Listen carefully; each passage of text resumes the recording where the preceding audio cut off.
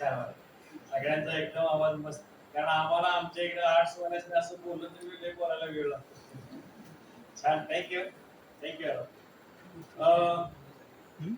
स्वातंत्र्याचा अमृत महोत्सव या अंतर्गत हर घर तिरंगा हा उपक्रम चालू आहे. आज त्याची सुरुवात झाली. गेले 4 दिवस आपण त्यामध्ये आहोत. 15 ऑगस्ट 1947 साली भारत स्वतंत्र झाला आणि 15 ऑगस्ट 2022 साली या स्वातंत्र्याला 75 वर्षे पूर्ण होत. सारा देश स्वातंत्र्याचा अमृत महोत्सव साजरा करण्यामध्ये, त्याचा आनंद साजरा करण्यामध्ये व्यस्त आहे. या उपक्रमाअंतर्गत काल या ठिकाणी निबंध स्पर्धा आयोजित केलेल्या होत्या. मला सांगायला आनंद वाटतो सर, जवळजवळ 21 विद्यार्थ्यांनी सहभाग घेतलेला होता. 1 तास लिहायचं होतं, परंतु जेवढा वेळ आम्ही ज्यादा दिली तेवढी ते लिहितच होते. आम्ही म्हटलं त्यांना स्वतःला व्यक्त करायला ही संधी आहे. देशाप्रती भावना काय आहेत आपल्या, आणि आम्ही आता वक्तृत्व स्पर्धेला, निबंध स्पर्धेला विषय सुद्धा तसेच दिलेले आहेत. 3 टप्प्यात आहेत: पास्ट, प्रेझेंट अँड फ्युचर. इतिहास, भूतकाळ काय आहे, सध्याचं परिस्थिती, वर्तमान काय आहे, आणि पुढे काय करायचं आहे.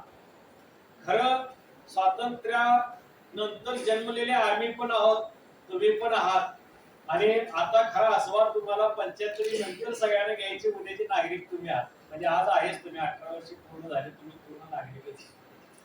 या ठिकाणी वक्तृत्व स्पर्धेच्या आजच्या उद्घाटनाच्या निमित्तानं महाविद्यालयाचे उपप्राचार्य आदरणीय प्राध्यापक नेताजी सूर्यवंशी सर, समाजशास्त्र विभाग प्रमुख प्राध्यापक बाबासाहेब नदाफ सर, एनसीसी विभागाचे प्रमुख लेफ्टनंट प्राध्यापक संदीप महाजन सर, मराठी विभागाचे माझे सहकारी डॉक्टर बाबासाहेब नाईक सर, आणि 3 परीक्षक या महाविद्यालयात. त्यांची नावं नसते, त्यांनाही कोड असतो. या सर्वांचं आणि आपणा सर्वांचं मी महाविद्यालयाच्या वतीने, विभागाच्या वतीने स्वागत करतो, मनपूर्वक स्वागत करतो. आणि आजचे प्रमुख पाहुणे आदरणीय सूर्यवंशी सर यांना विनंती करतो की या सर्व पार्टिसिपंटना, सहभागींना आणि सभागृहाला मार्गदर्शन करा. आदरणीय सूर्यवंशी.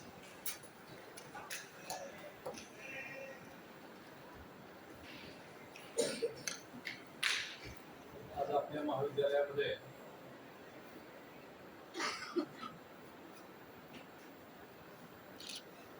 आजादी का अमृत महोत्सव, हर घर तिरंगा हा देश पातळीवरती जो उपक्रम सुरू आहे. आपल्या देशाला स्वातंत्र्य मिळून 75 वर्ष पूर्ण झालेली आहे, आणि या अमृत महोत्सवी वर्षामध्ये वेगवेगळ्या उपक्रमांचं आयोजन करून देशभरातील सर्व लहान थोर जनतेला स्वातंत्र्याच्या या प्रेरणेनं भारावून टाकणे, त्यांच्या मनामध्ये जाज्वल्य देशाभिमान जागृत करणं, राष्ट्राभिमान जागृत करणं,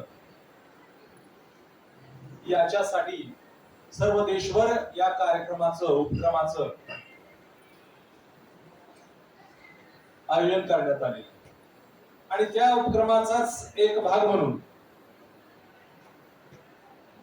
आपल्या महाविद्यालयामध्ये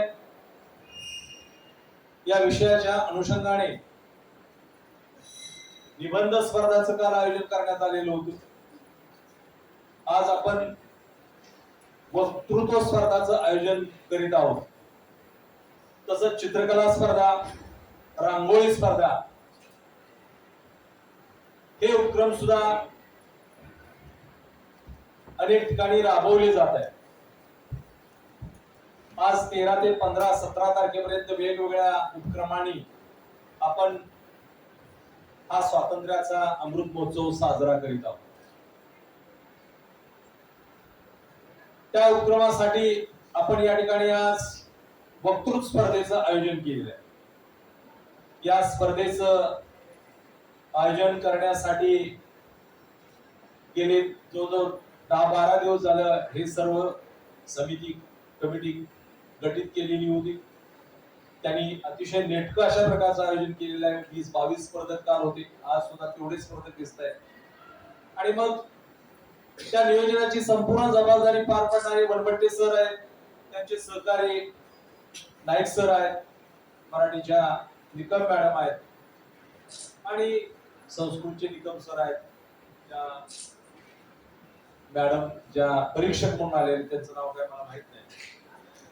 तसंच या ठिकाणी उपस्थित असणारे माझे सहकारी नदाब सर आहेत, महाजन सर आहेत, फोटोग्राफर आपले चव्हाण सर आहेत. तुम्ही सर्व एनसीसीचे विद्यार्थी आणि विद्यार्थिनी या सगळ्या वक्तृत्व स्पर्धेमध्ये सहभागी झालेल्या विद्यार्थ्यांचं मनोगत ऐकण्यासाठी या ठिकाणी उपस्थित राहिलेला आहात. मी महाविद्यालयाच्या वतीने आपणा सर्वांचं हार्दिक स्वागत या सभागृहामध्ये करतो. खरोखर भारताला स्वातंत्र्य कसं मिळालं हा खूप मोठा इतिहास आहे. अतिशय प्रेरणादायी अशा प्रकारचा स्वातंत्र्याच्या या वाटचालीचा इतिहास आहे. हे स्वातंत्र्य मिळवण्यासाठी आपल्या देशातील हजारो लाखो लोकांनी आपल्या प्राणाची आहुती दिलेली आहे, औतात्म्य पत्करलेलं आहे. हसत हसत फासावरती लोक लटकलेले आहेत आणि अतिशय मोठ्या संघर्षातून आपण इंग्रजांच्या मगरमिट्टीतून या देशाला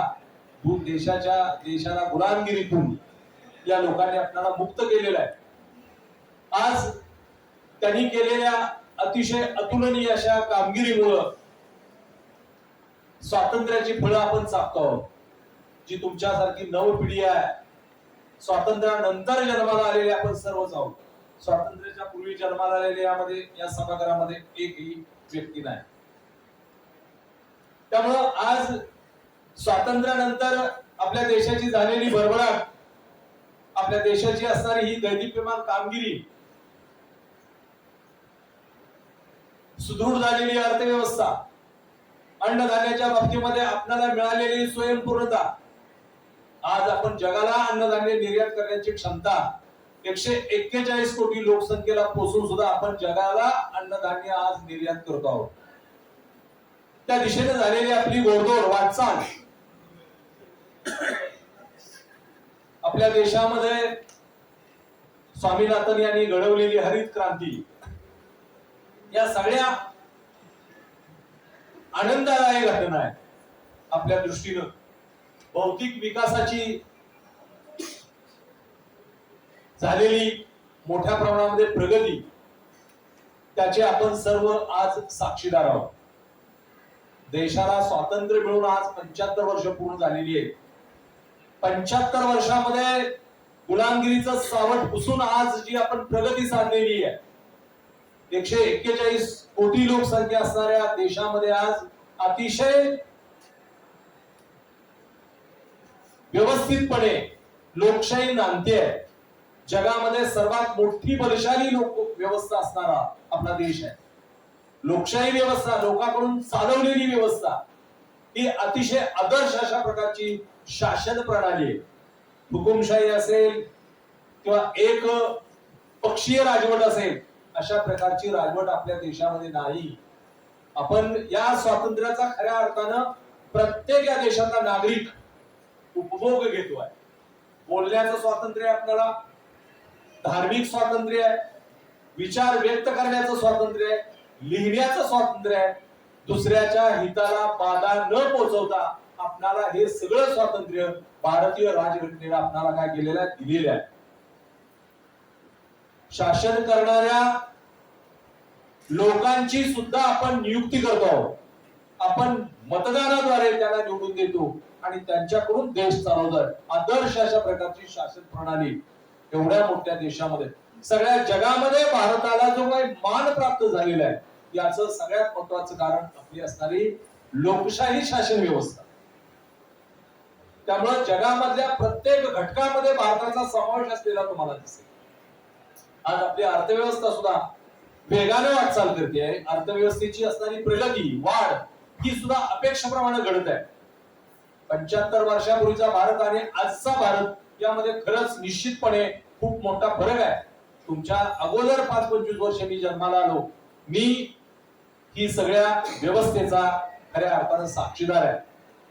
म्हणजे भारत आज खऱ्या अर्थानं गतिमान प्रगती आपल्या देशामध्ये सुरू असलेली आपल्याला दिसून येते आणि त्याचे आपण सगळे साक्षीदार आहोत. आणि या स्वातंत्र्याचा आपण उपभोग घेत आहोत. आपल्या देशाबद्दल व्यक्त होणं, आपल्या देशाबद्दल आपल्या मनामध्ये जाज्वल्य राष्ट्राभिमान असणं ही निश्चितपणे अत्यंत अभिमानास्पद अशा प्रकारची गोष्ट आहे. आणि आपण आपल्या राष्ट्रध्वजाला वंदन करूया, आपल्या स्वातंत्र्याला आपण वंदन करूया. स्वातंत्र्यासाठी ज्या वीरांनी हौतात्म्य पत्करलं त्यांच्या स्मृती सुद्धा आपण आज जागूया. अशा पद्धतीनं मी तुम्हाला या सगळ्या स्वातंत्र्यवीरांना अभिवादन करतो आणि थांबतो. धन्यवाद.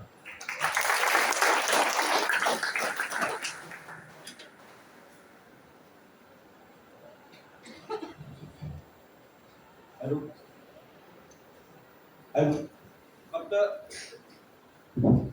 सभागृहात जमलेल्या सगळ्यांच्यासाठी एकदा वक्तृत्व स्पर्धेचे तुम्हाला विषय माहित असली पाहिजे. बऱ्याच वेळेला नोटीस तिथे लावलेली असते, विषय मोबाईलवर आलेले असतात, पण बऱ्याच वेळेला विषय माहित नसतात आणि त्यामुळे फक्त तुमच्यासमोर विषय मांडतो आणि लगेच सुरुवात करूया आपण. पहिला विषय आहे स्वातंत्र्याची यशोगाथा. दुसरा विषय आहे व्यर्थ ना हो बलिदान. तिसरा विषय आहे मी स्वातंत्र्य सैनिक बोलतोय. चौथा विषय आहे भारत एक महासत्ता आणि पाचवा विषय आहे भारत माता की जय. सर्व विषय देशावर आधारलेले आहेत, स्वातंत्र्याशी निगडीत आहेत आणि त्यावर आपलं भाष्य करायसाठी मी तुम्हाला इथं पाचारण करतोय. 5 मिनिटांमध्ये आपलं मनोगत मांडायचं, 2 मिनिटांमध्ये निष्कर्ष मांडायचे, 7 मिनिटांच्या पुढे जायचं नाही. स्पर्धेचे नियम ठरलेले आहेत आणि त्यामुळे कोणतरी म्हणाल 10 मिनिटं बोलतो चालणार नाही. 7 मिनिटांमध्येच आपला विषय मांडायचा आहे आणि तुम्हाला सगळ्यांना पुन्हा एकदा शुभेच्छा देतोय आणि या ठिकाणी पाचारण करतोय. टाळ्यांच्या गजरात त्याचं स्वागत करत आहे. स्पर्धक कोण क्रमांक 1.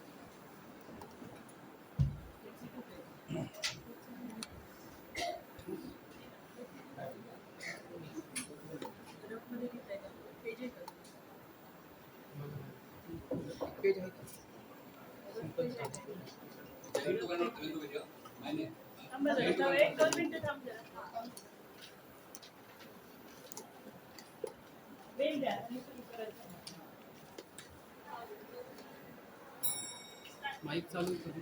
Mic check. आवाज नाही. माइक टेस्ट करा.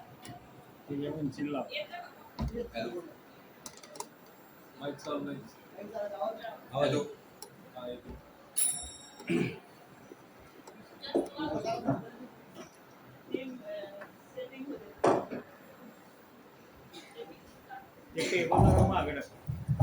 टेबल मागे टाकला त्याला उभा राहिलाय.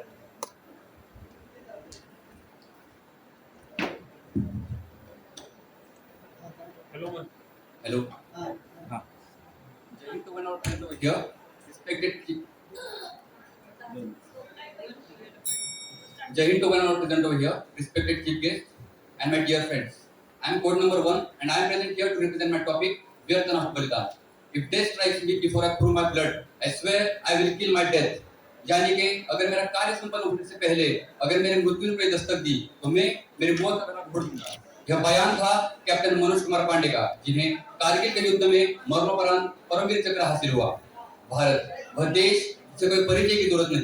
भारत जो सदैव सर्वश्रेष्ठ रहा है, भारत जिसने न जाने कितने महान योद्धाओं को जन्म दिया है। अगर हम अपने इतिहास के सुवर्ण पन्नों की बात करें तो हम उन महान योद्धाओं को कभी नहीं भुला सकते जिन्होंने इस विराट वतन के मस्तिष्क को कभी झुकने नहीं दिया। इस देश ने छत्रपति शिवाजी महाराज, श्री महाराणा प्रताप, पृथ्वीराज चौहान और न जाने कितने दिग्गजों को जन्म दिया है। इस देश की लाज बचाने वाले वे लीडर क्रांतिकारी भगत सिंह, सुखदेव, राजगुरु, अशफाकुल्ला खान, चंद्रशेखर आजाद, सुभाष चंद्र बोस और न जाने कितनों ने अपने प्राणों की आहुति दी है। मैं इन योद्धाओं के पराक्रम को दर्शाने वाली एक कविता आपके सामने सादर करना चाहूंगा। हे भारत के राम जगहों में तुम्हें जगाने आया हूँ और 100 धर्मों का धर्म एक बलिदान बताने आया हूँ।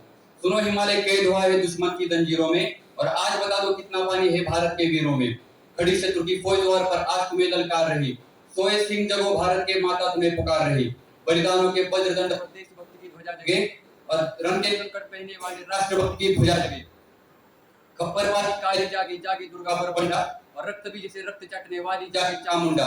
रावण का वध स्वयं करूंगा कहने वाला राम जगे और दुष्ट शेष न एक बचेगा कहने वाला श्याम जगे।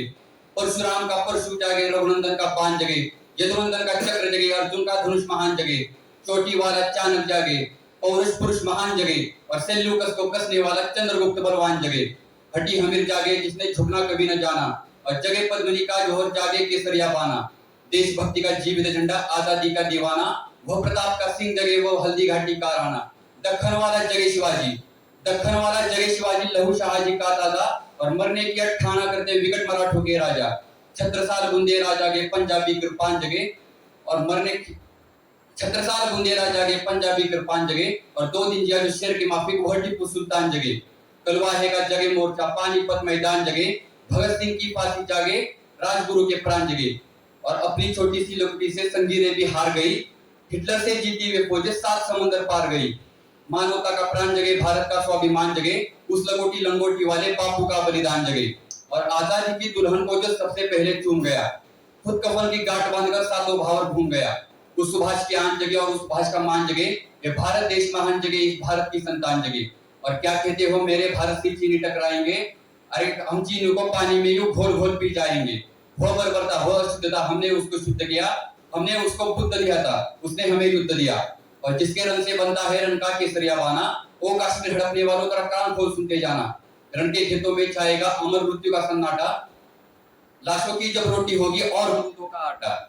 हमसे जो टकराएगा वो चूर चूर हो जाएगा, इस मिट्टी को छूने वाला मिट्टी में मिल जाएगा। मैं हर घर में इनकलाब की आग जलाने आया हूँ और हे भारत के वीर को मैं तुम्हें जगाने आया हूँ। दोस्तों, ये वीर महायोद्धा सिर्फ इतिहास में ही नहीं थे, बल्कि आज भी हमारे सरहदों पर खड़े हुए सिपाही जो सिर्फ हमारी रक्षा के लिए अपनी जान की भी परवाह नहीं करते। मैं इंडियन आर्म फोर्सेस की बात कर रहा हूँ, मैं उन सिपाहियों की बात कर रहा हूँ जो सियाचिन ग्लेशियर पे अपनी हड्डियों को गलाकर हमें सुखी जीवन प्रदान कर रहे हैं।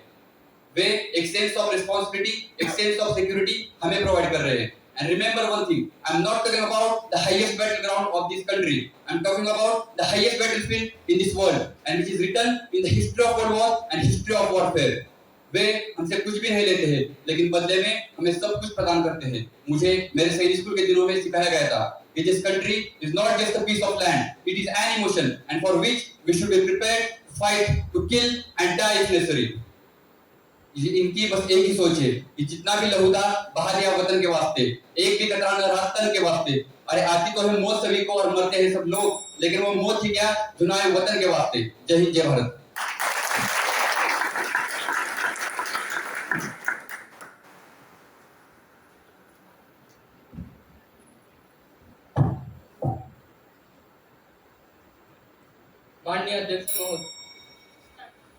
माननीय अध्यक्ष महोदय, परीक्षक आणि मला लक्षपूर्वक ऐकण्याची इच्छा असलेले एनसीसी आणि माझे स्पर्धक पैसे।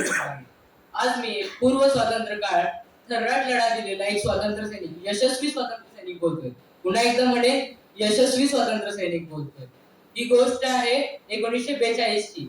आधी तुम्हाला हे तर आठवत असेल, जालियनवाला बाग हत्याकांड 1919 मध्ये झाला। तेव्हा युद्धाची घोषणा करणारा डायर होता। डायर हा इंग्रज कमांडर होता, पण त्याच्या अंतर्गत आपल्या भारतीय बांधवांवर गोळी झाडणारे कोण होते? ते आपले ब्रिटिश इंडियन आर्मीचे आपले ब्रिटिश इंडियन आर्मी मध्ये सेवा करत असणारे भारतीय सैनिक होते। आता माझा परिचय देतो। मी एकेकाळी ब्रिटिश इंडियन आर्मीचा मेजर पण तुम्हाला विचार पडला असेल की ब्रिटिश इंडियन आर्मीचा मेजर आपला स्वातंत्र्य सैनिक कसा, तर मला हा भाग्य कसं लाभणार आहे हे मी सांगतो. मी स्वतंत्र सैनिक इंडियन नॅशनल इंडियन आर्मी म्हणजे NIA चा फर्स्ट जनरल मोहन सिंग. ही गोष्ट आहे 1942 ची. विश्वयुद्ध 2 चाललं होतं आणि आम्हाला भारतीय सत्तेची परवानगी न घेता ईस्ट इंडियामध्ये म्हणजेच की बर्मा, सिंगापूर इथे ब्रिटिश इंडियन आर्मी सोबत तैनात केलं होतं जपान विरोधात लढायला. कारण ब्रिटन आणि जपान यांची लढाई सुरू होती आणि इथे आम्हाला भारतीय सत्ता जी 1937 मध्ये स्थापित झालेली आणि त्यांची परवानगी घेणं गरजेचं होतं. पण त्यांची परवानगी न घेता आम्हाला ब्रिटिश आर्मी सोबत तिथे तैनात केलं, बर्मामध्ये तैनात केलं आणि मग युद्ध कौशल्य म्हणा किंवा छल म्हणा, धोका म्हणा, कसं तरी जपानने आम्हाला मात दिली आणि आम्ही तिथं प्रिझनर्स ऑफ वॉर म्हणजे युद्धाचे कैदी झालो. तिथे युद्ध कैदी झाल्यावर आम्हाला असं वाटत होतं की आता आयुष्य संपतंय, म्हणजे इथेच जेल बंद होऊन पुढचं आयुष्य काढावं लागणार. तेव्हा एक आशेची किरण म्हणून आले रासबिहारी बोस. रासबिहारी बोसनी national Indian army, Indian national army INA ची स्थापना करण्याची संकल्पना रचली. म्हणजे त्यांनी जापनीज आर्मी सोबत बोलून, जापनीज कमांडर सोबत बोलून ही मनोव्यक्त त्यांची म्हणजे त्यांचा हा विचार व्यक्त केला. हा विचार व्यक्त केल्यानंतर जापनीज कमांडर देखील राज झाले आणि मला ऍज अ कमांडर म्हणून मला ही जिम्मेदारी भेटली की मला एक आर्मी उभी करायची होती. तिथे जे प्रिझनर्स ऑफ वॉर होते त्यातून भारतीय सैनिक काढून आमची एक आर्मी, नॅशनल इंडियन आर्मी तैनात करायची होती.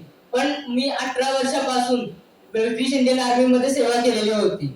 मग हे माझ्यासाठी अवघड तर नक्कीच होतं, पण मला स्वातंत्र्य सैनिकपणाचा लाभ होणार होता म्हणून मी हे केलं. हे मी केलं देखील. पण काही काळानंतर मला जापनीज विरोधात शंका यायला लागली. मला असं वाटायला लागलं की आपला उपयोग करतायत की काय. असं वाटत असताना माझी आणि जापनीज कमांडरची काही वेळ वाद झाली आणि ह्या वादमध्ये आम्हाला परत प्रिझनर्स ऑफ वॉर बनवलं. म्हणजे आमची ती आयडिया फ्लॉप केली आणि आम्हाला परत म्हणजे युद्धाचे कैदी म्हणून तिथं ठेवलं गेलं. परत आम्हाला वाटलं की हे सगळं संपलं आता. पण 1943 मध्ये सुभाषचंद्र बोसनी बर्मामध्ये पाऊल टाकला आणि बर्मामध्ये त्यांनी भाषण दिलं. त्यांचा भाषणाचा प्रभाव इतका होता, त्यांच्या एका वचनाचा प्रभाव इतका होता की तुम मुझे खून दो मैं तुम्हें आजादी दूंगा. इतका प्रभावित पडला की आम्ही सैनिक तर आहोतच, पण आमच्यासोबत सिव्हिलियन्स आणि एक वेगळी जगाच्या इतिहासात पहिल्यांदा महिलांची रेजिमेंट, राणी लक्ष्मी रेजिमेंट, ही रेजिमेंट स्थापन झाली. म्हणजे ही रेजिमेंट मध्ये आली. जेव्हा आता तुम्ही विचार करा, जेव्हा सुभाषचंद्र बोसनी हा भाषण दिला, प्रभाव इतका पडला की आपली एक इंडियन नॅशनल आर्मी, आम्ही जे सैनिक होतो ते सोबत आमच्यासोबत इम्पेरियल जापनीज आर्मी आणि सोबतच राणी लक्ष्मी रेजिमेंट म्हणजे महिलांची पहिल्यांदा झालेली रेजिमेंट ज्याचं नेतृत्व लक्ष्मी स्वामीनाथन करत होते, अशी एक भली मोठी सेना घेऊन आम्ही भारताकडे चालायला लागलो. त्यांच्या एका नाऱ्यासोबत, चलो दिल्ली या नाऱ्यासोबत आम्ही चालत भारताकडे निघालो. बर्मापासून भारत. विचार करा. मग पहिल्या पोस्टला आम्ही पोहोचलो, ती होती मणिपूर पोस्ट. मणिपूरमध्ये इम्फाल पोस्ट. इम्फाल पोस्ट मध्ये पोहोचल्यावर आम्ही तिथं पहिल्यांदा युद्ध लढला. पहिल्यांदा म्हणजे आमची नॅशनल इंडियन आर्मीकडून, भारतीय आर्मीकडून आम्ही पहिल्यांदा हा युद्ध लढला. हा युद्ध लढून आम्ही जीत मिळवली आणि आमची पहिली पोस्ट कॅप्चर झाली, आमच्या ताब्यात आली. ती होती इम्फाल पोस्ट. आमच्यासोबत फक्त आम्हीच नव्हतो, म्हणजे जापनीज आर्मीचा फुजियारा, कमांडर फुजियारा यांचा देखील दल होता. त्यांची एक तुकडी होती आणि आमची इंडियन नॅशनल आर्मीची एक तुकडी होती. पण अजून एकदा मी म्हणेन की विचार करा, बर्मापासून मणिपूर इतकं चालत प्रवास करणं सोपं नसतं. आमची सगळी साधने संपलेली, आमचे गोळ्या बारूद तर संपले, ते तर संपणारच होते आणि संपलेले, पण आमच्याकडे खाय प्यायचं पण सामान नव्हतं. तेव्हा अशा वेळी संधीचा लाभ घेत ब्रिटन आर्मीने परत आमच्यावर एकदा हल्ला केला. तेव्हा आमची शिकत झाली आणि आम्ही परत प्रिझनर्स ऑफ भारतामध्ये, आता ह्यावेळेस भारतामध्ये प्रिझनर्स ऑफ वॉर झालो, म्हणजे ब्रिटिश आर्मीचे आम्ही कैदी झालो सगळे. मग मी एक कमांडर होतो आणि ही गोष्ट माझ्यासाठी अत्यंत दुःखदायी होती. आणि त्यानंतर अजून एक दुःखाचा डोंगर कोसळला, म्हणजेच की आम्हाला हे कळलं की डॉक्टर सुभाषचंद्र बोस यांची एका अपघातात 1945 मध्ये मृत्यू झाली. मी सुरुवातीला बोललेलो की मी एक यशस्वी स्वातंत्र्य सैनिक होतो. यशस्वी मी कसा झालो, तर मी तर आहे, पण माझ्यासोबत अनेक स्वातंत्र्य सैनिकांनी त्यांचा लढा देत 15 ऑगस्ट 1947 ला आपल्या भारताला स्वातंत्र्य मिळवून दिला. आणि आता आपण बघतोय जगातली 3ऱ्या नंबरची आर्मी, जिथे कुठला भेद केला जात नाही. ह्याच्या विरुद्ध ब्रिटिश इंडियन आर्मी मध्ये Sikh regiment, Rajputana regiment, Gorkha regiment असे वेगवेगळे भेद करून रेजिमेंट बनवलेले. हे रेजिमेंट तर आता आहे, पण त्यात जाण्यासाठी कुणाला काही बंधन नाहीये, म्हणजे कुठल्या जातीचं असण्याची बंधन नाहीये. तर अशा वेळी दुसऱ्या स्वातंत्र्य सैनिकांनी लढा देऊन आणि आमचा लढा मिळून आम्ही 15 ऑगस्ट 1947 ला स्वातंत्र्य मिळवला. आणि त्यानंतर आता जगात आपण बघतो की तिसऱ्या नंबरची आर्मी, ही आर्मी त्यावेळी आम्ही त्याची नीव ठेवली आणि ही आर्मी तेव्हा स्थापन झाली.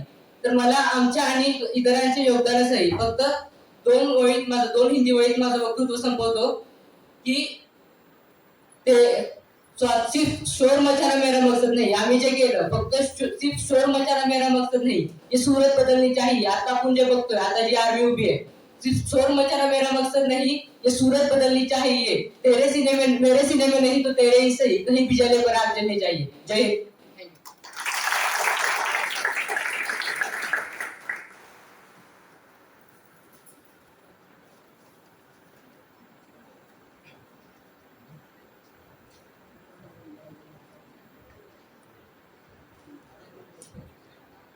कसं पाहिजे त्यांना, त्याला कसं उंची पाहिजे.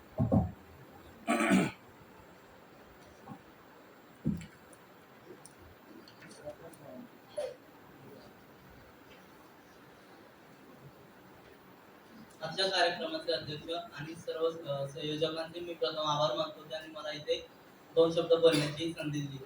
तर मित्रांनो, आजचा आपला विषय आहे भारत एक महासत्ता. काय वाटतंय की आपला भारत महासत्ता होईल का हो? तर उत्तर आहे हो, नक्कीच होऊ शकतो. पण आता प्रश्न असा आहे की भारत म्हणजे 1947 सालाचा अलीगढ स्वप्नातला भारत, की जहा डाल डाल पर सोने की चिड़िया बस करती है बसेरा, जहा डाल डाल पर सोने की चिड़िया करती है बसेरा, वह भारत देश है मेरा, वह भारत देश है मेरा. आणि सध्याचा आणि त्या साला तेव्हापासून आता मागल्या काही दशकांपासून महासत्तेकडे वाटचाल करत असणारा भारत, याबद्दल आता असे म्हणावे लागेल की आचार विचार आणि याऐवजी आला आहे भ्रष्टाचार, समता बंधुता ऐवजी आली आहे विषमता, धर्मनिरपेक्षतेऐवजी आले आहे जातीवाद. आणि आणि हे सगळे कारण आहेत की आपला भारत महासत्ता न होण्याचे आहेत विवाद. तर मित्रांनो, आपला भारत महासत्ता होईल, भारत जो महासत्ता होईल तो नक्की कोणाचा म्हणावा लागेल? जो 70% ग्रामीण भागात बसलाय तो भारत, की जो उर्वरित 30% शहरात बसलाय तो भारत. प्रश्न आहे की हा भारत महासत्ता होणारा भारत नक्की कोणाचा म्हणावा लागेल? जो आलिशान घरात राहतो अशाचा भारत, की ज्याला राहायला घर नाही म्हणून फुटपाथवर जीव देतो त्याचा भारत. प्रश्न आहे की भारत हा महासत्ता होणारा कोणाचा भारत? ज्याला जो लाखो रुपये महिन्याकाठी कमावतो त्याचा भारत, की रोजंदारी करणारा दररोज रोजगार शोधण्यासाठी दारदार भटकत असतो त्याचा भारत. आणि असा आपला भारत जागतिक पातळीवर आपला भारत महासत्ता होण्याकडे चाललेला आहे असं म्हटलं जातं. पण आपण भारत महासत्ता होण्यासाठी प्रयत्नही केले पाहिजेत. आजकाल आपली तरुण पिढी ही भारतात इतर देशांपेक्षा जास्ती आहे आणि या तरुण पिढीने जर ठरवलं तर भरपूर काही शक्य आहे. पण आजकाल आपण पाहतो की इतर ही तरुण पिढी जी आहे ती सर्व मजा मस्ती करण्यात, तिकडं दंगा आहे, फोनवर गेम खेळण्यात, मी नाही खेळत. आणि आता त्या ठिकाणी मग जर स्वतःच तसं करून इथं भाषण देण्यात काय अर्थ नसतो. मग आपण हे सर्व सोडून काहीतरी आपल्या देशाला घडवण्यासाठी, काहीतरी त्याच्या कामी यावं यासाठी आपण प्रयत्न करायला हवे. तरुण मंडळी, आपण म्हणतो की हे वयच असतं बिघडायचं, हे वयच असतं मजा मस्ती करायचं, 16 वरीस ते म्हणतात का नाही, 16 वरीस धोक्याचं. पण आमचे ज्ञानेश्वर मावळे 16 वर्षीच नव्हते का? त्यांनी ज्ञानेश्वरी ग्रंथ 16व्या वर्षी लिहिला, 21व्या वर्षी तर त्यांनी जिवंतपणे समाधी घेतली. भगतसिंग नाम तर सुना होगा. भगतसिंगांनी 24व्या वर्षी 1931 साली त्यांनी फाशी घेतली. म्हणजे फाशी इंग्रज सरकारने त्यांना फाशी दिली. एवढं धाडस, एवढी बुद्धी, एवढी समज जर एवढ्या तरुण वयात येऊ शकते तर हे म्हणणं चुकीचं आहे की तरुण वय बिघडायचं. आपण तरुणांनी एकत्र येऊन काहीतरी या देशाच्या भविष्यासाठी, देश महासत्तेने कसा पुढे जाईल, आपल्या देशाचं स्तर कसा उंचावण्यात येईल यासाठी प्रयत्न केला पाहिजे. ह्या भारतात अब्दुल कलाम, आपले माजी राष्ट्रपती, मिसाईल मॅन त्यांना आपण म्हणतो, ते राष्ट्रपती त्यांची ऑटोबायोग्राफी युट्यूबवर आहे. ते बहुतेक जणांनी तर ऐकलीच नसेल, पण ती मी सर्वांना स्ट्रॉंगली रिकमेंड करेन की ती नक्कीच प्रत्येकाने ऐकावी. 1 तास आणि 10 मिनिटाचे वेळ जाईल, पण जर का ती आजपर्यंत मनापर्यंत खोलवर उतरली तर प्रत्येक जण हा आपला भारत महासत्ता व्हावा यासाठी प्रयत्न करेल. आणि आपले माजी राष्ट्रपती अब्दुल कलाम यांनी त्यामध्ये सांगितले की माझ्या देशाचा तरुण हा इथेच जन्मतो, इथेच शिकतो, इथेच मोठा होतो, इथेच लहानाचा मोठा होतो, शिकलेलं जे काय असेल ते घेतो आणि परदेशात नोकरी करायला जातो, का तर जास्ती पैसे मिळतात आणि त्यात काही गैरसुद्धा नाही फारसा. पण आपण जिथे शिकलो, जिथे वाढलोय त्या भूमीला काहीतरी आपण देणं लागतो आणि त्यासाठी आपण तिथे राहून आपण जे शिकलोय त्याचं काम यूज करून आपल्या भारत देशाला उंचावरती नेण्यासाठी प्रयत्न करायला हवाय. आणि मग असंही आणि एक अनुभव माझा लहानपणीचा मी सांगतो. मी जवळपास 5वीत होतो आणि आम्हाला एक सर होते, त्यांनी भगतसिंग राजगुरू सुखदेव यांचा धडा होता आणि त्यांनी तो शिकवला. योगायोग असा की तो धडा 14 ऑगस्टला शिकवला आणि आदल्या दिवशी 4 वाजता सगळी शाळेची साफसफाई करायची सुरुवात झाली आणि मग साफसफाई सुरू करत असताना 4 वाजता मित्रांच्या बाबतीत चर्चा सुरू झाली की सरांनी तर ओतप्रोतपणे शिकवलेला की या देशासाठी त्या लोकांनी आपलं रक्त सांडलं, आपलं रक्तपाठ व्हायला आणि असं ओतप्रोतपणे अगदी अलंकारिकरित्या शिकवलं. तर ते सगळं डोक्यात रिंगळत होतं. एक मित्र म्हणला की काय नाही, आपण देशासाठी काय करू शकतो. तर म्हणलं काय नाही, मी पण माझं रक्त वाहू शकतो. आणि अगदी खरं सांगतो, मी त्यावेळी गवत वगैरे आम्ही काढत होतो, तिथलंच एका पोरीचा काट्याने मी माझा हात पाडून घेतला होता. आणि तरी सांगण्याचं तात्पर्य काय मी मोठं काम नव्हतं केलं, मी काय स्वातंत्र्य लढा नाही केला. पण लहान मुलं जे असतात त्यांच्या मनावर लगेच काय एखादं बिंबतं, त्यांच्या मनात लगेच गोष्टी रुजतात. ते रुजवायचं काम हे आपलं आहे. आपल्याला महासत्तेकडं वाटचाल करायची जर असेल तर आपण लहान मुलांपासूनच सुरुवात होऊ शकते. आपण सर्वांनी त्यासाठी प्रयत्न करायला पाहिजे. एवढंच मी बोलेन. धन्यवाद.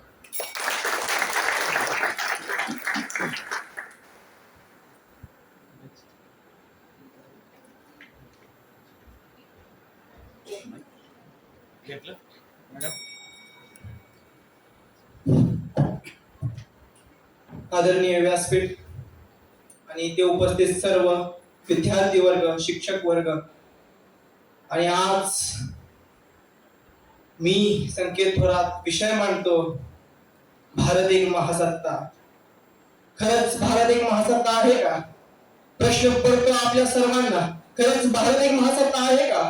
कारण या भारतामध्ये कालचे ते स्वामी विवेकानंद कुठे दिसत नाही. ती सर्वात मोठी शोकांतिका आहे आपली. वयाच्या 16व्या वर्षी ज्वलंत आणि जिवंत ज्ञानेश्वरी देणारे ते ज्ञानेश्वर माऊली आपल्याला कुठे दिसत नाही. ती सर्वात मोठी शोकांतिका आहे आपली. वयाच्या 16व्या वर्षी रायरेश्वराच्या त्या पिंडीवर रक्ताचा अभिषेक करणारे छत्रपती शिवाजी महाराज कुठे दिसत नाही. ती सर्वात मोठी शोकांतिका आहे आपली. वयाच्या 32व्या वर्षी देवदेश धर्मासाठी आपल्या प्राणाची आहुती देणारे छत्रपती संभाजी महाराज कुठे दिसत नाही. ती सर्वात मोठी शोकांतिका आहे आपली. मग आपल्याला प्रश्न पडतो की भारत खरंच महासत्ता आहे का? आजचा युवक करतो काय? आजच्या युवकाला प्रश्न विचारला की बाबा करतो काय? तुला भारताचा इतिहास माहित आहे का? तर आपण सर्वपणे आहारी गेलो पाश्चात्य संस्कृतीचे. आपण आपली संस्कृती विसरलो. मग आपल्याला प्रश्न पडतो भारत एक महासत्ता आहे का? अरे आपल्या भारतीय धर्म संस्कृतीची पताका अमेरिकेच्या शिकागो मध्ये नेऊन फडकवणारे स्वामी विवेकानंद कुठे आपल्याला दिसत नाही. ही सर्वात मोठी शोकांतिका आहे आपली. या गर्दीमध्ये, या माणसांच्या गर्दीमध्ये माणूस शोधतो मी, अशी कुठेतरी खंत ज्यावेळी मनाला वाटते त्यावेळी खरंच वाटत शोकांतिका आहे आपली. भारताला घडवायचा आहे तर यातला तरुण घडवायला हवा. भारत ज्वलंत करायचा आहे. पुन्हा एकदा भारत विश्वगुरु बनवायचा असेल तर भारतातील संस्कृती, भारतातील प्राचीन परंपरा, भारतातील तो युवक जागवला पाहिजे. तुझ्यातील ताकद आहे, तुझ्यातील क्षमता आहे. अरे भारत पुन्हा एकदा ज्वलंत आणि जिवंत जगद्गुरु होऊ शकतो, विश्वगुरु होऊ शकतो. त्याच्यासाठी आपण सर्वांनी लढायला हवं. पण आताच्या पोरांचे आदर्श कोण? सलमान खान.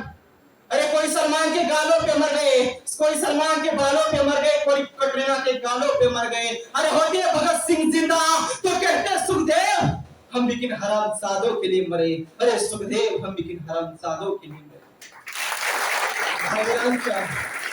व्यक्त केलं की असं आपल्याला वाटतं, पण नाही. अरे ती नालंदा विश्वविद्यालय ती पाश्चात्य संस्कृतीनं 13 दिवस जाळून टाकली. आपली संस्कृती आपल्या डोळ्यात येतात. 13 दिवस जळत होती तेव्हा कोणी प्रश्न विचारला नाही. अरे या भारतावर राज्य करायचं असेल तरी ती संस्कृती संस्कृती जाळली पाहिजे, इथली परंपरा जाळली पाहिजे. आणि त्यांनी केलं ही तसंच. पहिली आपली संस्कृती जाळली, आपली विद्यापीठे जाळली, जगद्गुरू असणारा भारत, त्या काळाचा भारत जाळून बेचराग केला. मगच आपल्यावर स्वतंत्र, आपल्यावर राज्य केले इंग्रजांनी. शक्य नव्हतं. भारत जगद्गुरू होता, विश्वगुरू होता. भारतावर बघण्याची टाप नव्हती. सम्राट अशोक आणि शेवटचं राज्य हिंदू साम्राज्य म्हणजे विजयनगरचं साम्राज्य. 5 सुलतानी सत्यांनी त्या आपल्या महाराष्ट्राच्या छतीवर घरा नाचत होत्या. त्या विजयनगरच्या साम्राज्याला, त्या राजाला उभ्या दरबारात कापलं आणि सांगितलं तर या भारतावर राज्य करायचं आहे तरी ती संस्कृती मोडा. आणि इंग्रजांनी ही केलं तसंच. आणि ते तयार झाले. छत्रपती शिवाजी महाराज, धर्मवीर संभाजी महाराज, नेताजी सुभाषचंद्र बोस, स्वातंत्र्यवीर सावरकर यांच्यासारखे काही ठिकाणी त्यांनी उभा केला हा स्वतंत्राचा संग्राम. आणि खरंच झालं असं की 15 ऑगस्ट रोजी आपला भारत स्वतंत्र झाला. पण अजून प्रश्न पडतो, भारत महासत्ता आहे का? जर खरंच भारत महासत्ता करायचा असेल तर आता इथं बसलेल्या सर्वांना एक माझी नम्र विनंती आहे की आपली संस्कृती वाचा, आपले धर्मग्रंथ वाचा, आपली पुस्तकं वाचा. अरे किती उंच इमारती बांधल्या आपल्या भारतात. किती तो अखंड भारत आठवा.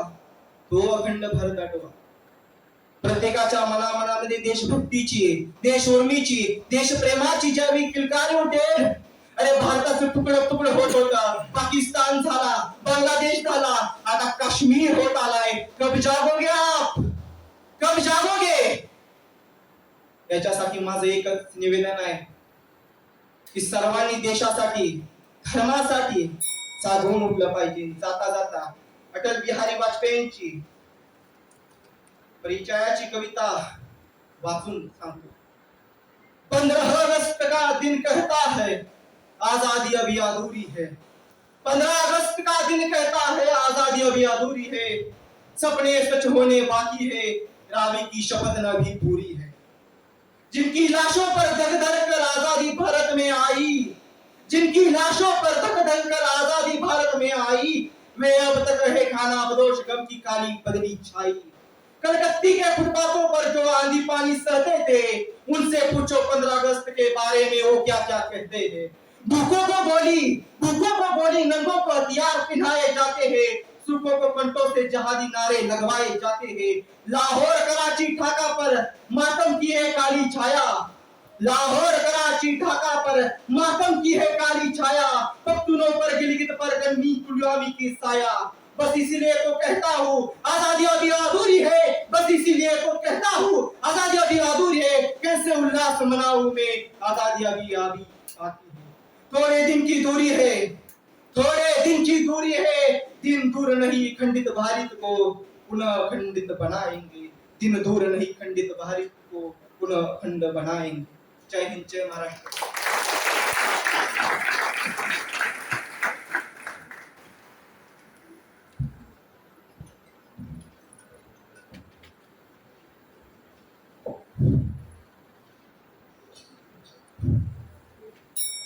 भारतात पूर्वी राजा महाराजांची सत्ता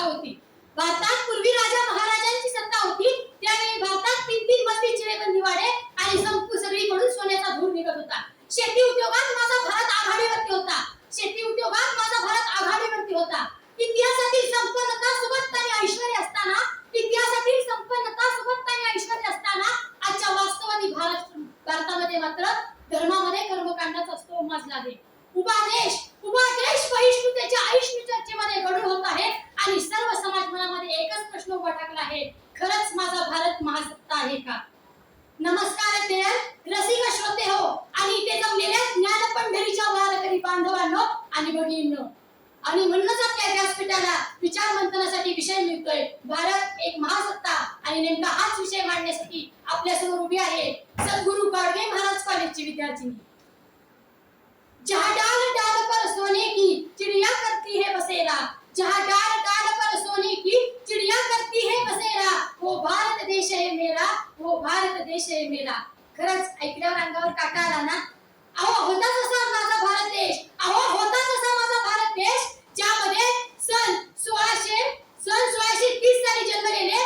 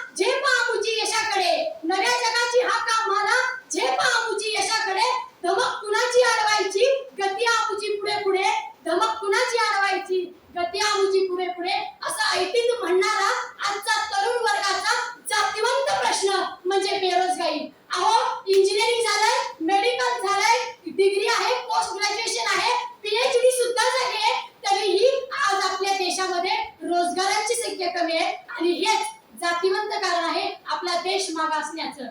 वयाच्या 7व्या ते 8व्या वर्षी अमेरिकेतल्या पोराला सांगितलं जातंय की तुला भविष्यात काय व्हायचंय, तुला भविष्यात काय बनायचंय. आणि आपलं पोरग 30-35 वर्षाचं झालं तरी ते आई बापाच्या जीवावर उड्या हाणतंय आणि मोबाईल घेऊन गावभर बोंबलत हिंडतंय का नाही तुमच्यावरून विचार करा.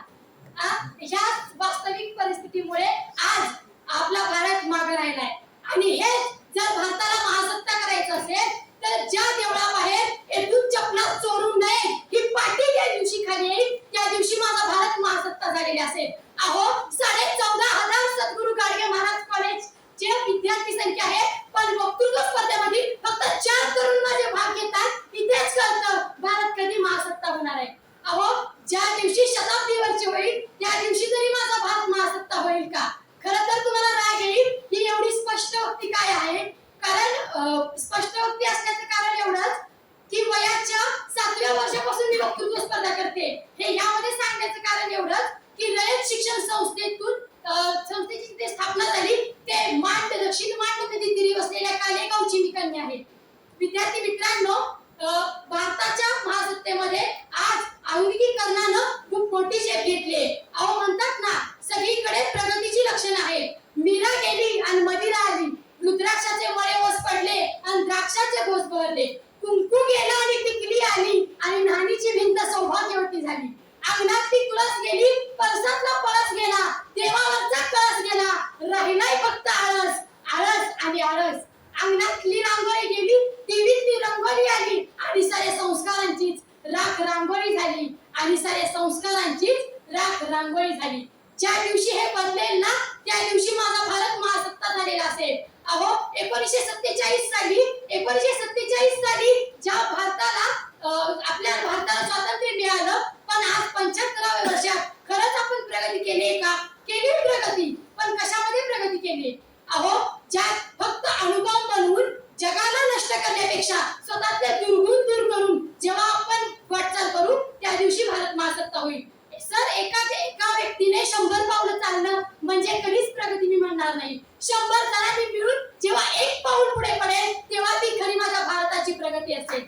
अहो 70% भारत हा कृषी प्रधान आहे. 70% भारत हा कृषी प्रधान आहे. पण आज प्राध्यापकाच्या मुलाला विचारलं काय व्हायचंय तर तो प्राध्यापक होणार म्हणतो. डॉक्टरच्या मुलाला विचारलं काय व्हायचंय तर तो डॉक्टर होणार म्हणतो. पण माझ्या महाराष्ट्रातल्या शेतकऱ्याचं एकही पोरगं छातीवर हात ठेवून सांगत नाही की मला शेतकरी व्हायचंय. ही सगळ्यात मोठी शोकांतिका आहे मित्रांनो. जाता जाता एवढंच सांगेन, भविष्याचा वेध घेत इतिहासाकडून काहीतरी शिकत जाऊया. भविष्याचा वेध घेत इतिहासाकडून काहीतरी शिकत जाऊया. विज्ञान आणि निसर्गाची सांगड घालत भारताला महासत्ता बनवूया. भारताला महासत्ता बनवूया. एवढे म्हणून मी माझे 4 शब्द थांबवते आणि जगात खूप वाद आहे त्याचा तुम्हाला धन्यवाद देते. जय हिंद, जय महाराष्ट्र. 6 डब्बा पुढच्यानं तयारच राहा बरं. नमस्कार. आगतम स्वागतम सुस्वागतम. उत्सव 3 रंगांचा आभाळी सजला नतमस्तक मी त्या सर्वांची ज्यांनी भारत देश घडवला, ज्यांनी लिहिली आझादीची गाथा, त्यांच्या चरणी विनम्र माझा माता. मी आज भारतीय स्वातंत्र्याच्या अमृत महोत्सव दिनानिमित्त आयोजित स्वराज महोत्सव हर घर तिरंगा या उपक्रमाअंतर्गत ओढ क्रमांक 6 सादर करते स्वातंत्र्याची यशोगाथा. स्वातंत्र्यासारखं दुसरं सुख नाही हे जाणून प्रत्येक भारतीयाने स्वातंत्र्यासाठी आपले प्राण पणाला लावले. या प्रत्येकाचे मार्ग जरी वेगवेगळे असले तरी उद्दिष्ट एकच होते आणि ते म्हणजे भारताचे स्वातंत्र्य. इंग्रजांनी 150 वर्ष भारतावर राज्य केले. त्या काळात आमचा इतिहास, आमचा पराक्रम, आमचा स्वाभिमान नष्ट करण्याचेच काम त्यांनी केले. आपण आज भारतात मोकळा श्वास घेत आहोत, पण त्यामागे लक्षावधी स्वातंत्र्य सैनिकांचे बलिदान आहे. लक्षावधी स्वातंत्र्यांनी आपल्या तारुण्य वयात हसत स्वातंत्र्यासाठी आहुती दिली आहे. महात्मा गांधी, पंडित नेहरू यांसारख्या लक्षावधी महापुरुषांनी आपल्या अख्खं आयुष्य त्यासाठी अर्पण केलेलं आहे. आज आपण त्यामुळेच स्वतंत्र भारतात स्वातंत्र्याचा आनंद घेत आहोत. तर सर्वांसाठी एवढंच म्हणावंसं वाटेल, आओ झुककर सलाम करे उनको, आओ झुककर सलाम करे उनको, जिनके हिस्से में मुकाम आया है, जिनके हिस्से में मुकाम आया है. खुश नसीब होते हैं वो खून जो देश के काम आते हैं, जो देश के काम आते हैं. मित्रों, आज आपण सुरक्षित आणि सुस्थितीत आहोत. अहो तो स्वातंत्र्याचा काळ आठवतोय का? कसे जगले असतील ते लोक, कसा सहन केला असेल त्यांनी ब्रिटिशांचा अत्याचार. व्यापारी म्हणून आलेल्या या गोऱ्यांनी आपल्या भारतात बस्तान बसवलं. हळूहळू त्यांनी आपल्या भारतावर हुकूमत चालवणं सुरू केलं. पाहता पाहता त्यांनी अख्खा भारतच देश आपल्या काबूत केला आणि खऱ्या अर्थी देशकर्ते बनले. परंतु हे ज्यावेळी भारतीय स्वातंत्र्य लोकांच्या लक्षात येऊ लागले तेव्हा त्यांनी लगेच आपल्या आवाज उठवायला सुरुवात केली. तेव्हा त्यांनी भगतसिंह, राजगुरू, सुखदेव, वासुदेव बळवंत फडके अशा तरुण तरुणांनी त्यांच्या अंगात क्रांतीचा उत्साह भडकू लागला होता. महात्मा गांधी यांनी अहिंसेचा स्वीकार करत महात्मा गांधी, पंडित नेहरू यांसारख्या अनेक नेत्यांनी स्वातंत्र्यासाठी आंदोलने केली. स्वराज्य हा माझा जन्मसिद्ध हक्क आहे आणि तो मी मिळवणारच अशी सिंह गर्जना करून भारतीय स्वातंत्र्याच्या मनात आपल्या भारताबद्दल प्रेम निर्माण करून इंग्रजी सत्तेला त्यांचं डोकं ठिकाणावर आहे का असे उद्गार काढणारे लोकमान्य टिळक यांनी आपली इंग्रजांविरुद्धची चळवळ बळकट केली. तुम मुझे खून दो, मैं तुम्हें आझादी दूंगा असे आव्हान भारतीयांना सुभाष बाबूंनी केले आणि त्यांनी भारतीय हिंद सेना नावाची सशस्त्र क्रांतीची चळवळ उभी केली. कोणत्या ना कोणत्या मार्गाने स्वातंत्र्य हे मिळवायचंच, मग काही झाले तरी चालेल, प्राण गेला तरी भेटतं, परंतु मी माझ्या मायभूमीला पारतंत्र्याच्या वेळी मुक्त करणारच असे त्यावेळेचे निर्धार करणारे मुत्सद्दी नेते होते. कोणाला काळ्या पाण्याची शिक्षा झाली, कोणाला जन्मठेप झाली, तर कोणाला चक्क फासावर चढवण्यात आलं. भगतसिंह, राजगुरू, वीर सावरकर, लोकमान्य टिळक, महात्मा ज्योतिबा फुले, डॉक्टर बाबासाहेब आंबेडकर, महात्मा ज्योतिबा फुले या सर्व अनेक महापुरुषांनी समाज क्रांतीसाठी आणि देशहितासाठी आपलं अख्खं आयुष्य खर्च केलं आणि त्यांच्या अखंड प्रयत्नाने, लाखोंच्या बलिदानाने 15 ऑगस्ट 1947 रोजी आपल्या भारताला स्वातंत्र्य मिळालं. खऱ्या अर्थी आपल्या भारताची स्वातंत्र्याची यशोगाथा रचली गेली. अशी त्यावेळची मुत्सद्दी नेते होते. त्यांचं चरित्र वाचलं तरी आपल्या अंगावर रोमांच उचलतात आणि रक्त उसळतं आणि आपल्या सर्वांच्यातून एकच उच्चार निघतात, थोर महात्मे होऊन गेले, थोर महात्मे होऊन गेले, चरित्र त्यांचे पहा जरा, चरित्र त्यांचे पहा जरा, आपण त्यांच्या समान व्हावे, हाच सापडे बोध खरा, हाच सापडे बोध खरा. असे हे देशासाठी अविरत करणारी, कष्ट करणारी ती लोक होती. अशा त्या सर्वांसाठी एकच म्हणेन, सारे जहां से अच्छा हिंदू सता हमारा. जय हिंद, जय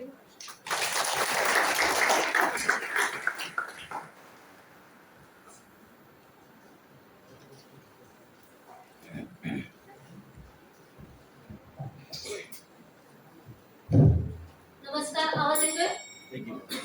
खाली येईल पाहिजे.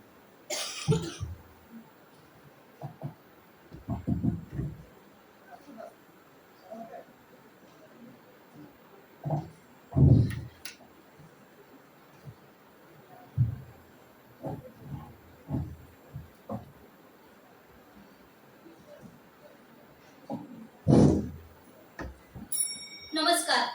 धन्य धन्य हे भारत माते, मला तुझा अभिमान, दिशा दिशातून आज गरजते तुझ्या यशाचे गान. खरोखरच हिमालयापासून ते कन्याकुमारीपर्यंत पसरला का हिंदुस्थान खरंच किती सुंदर आहे.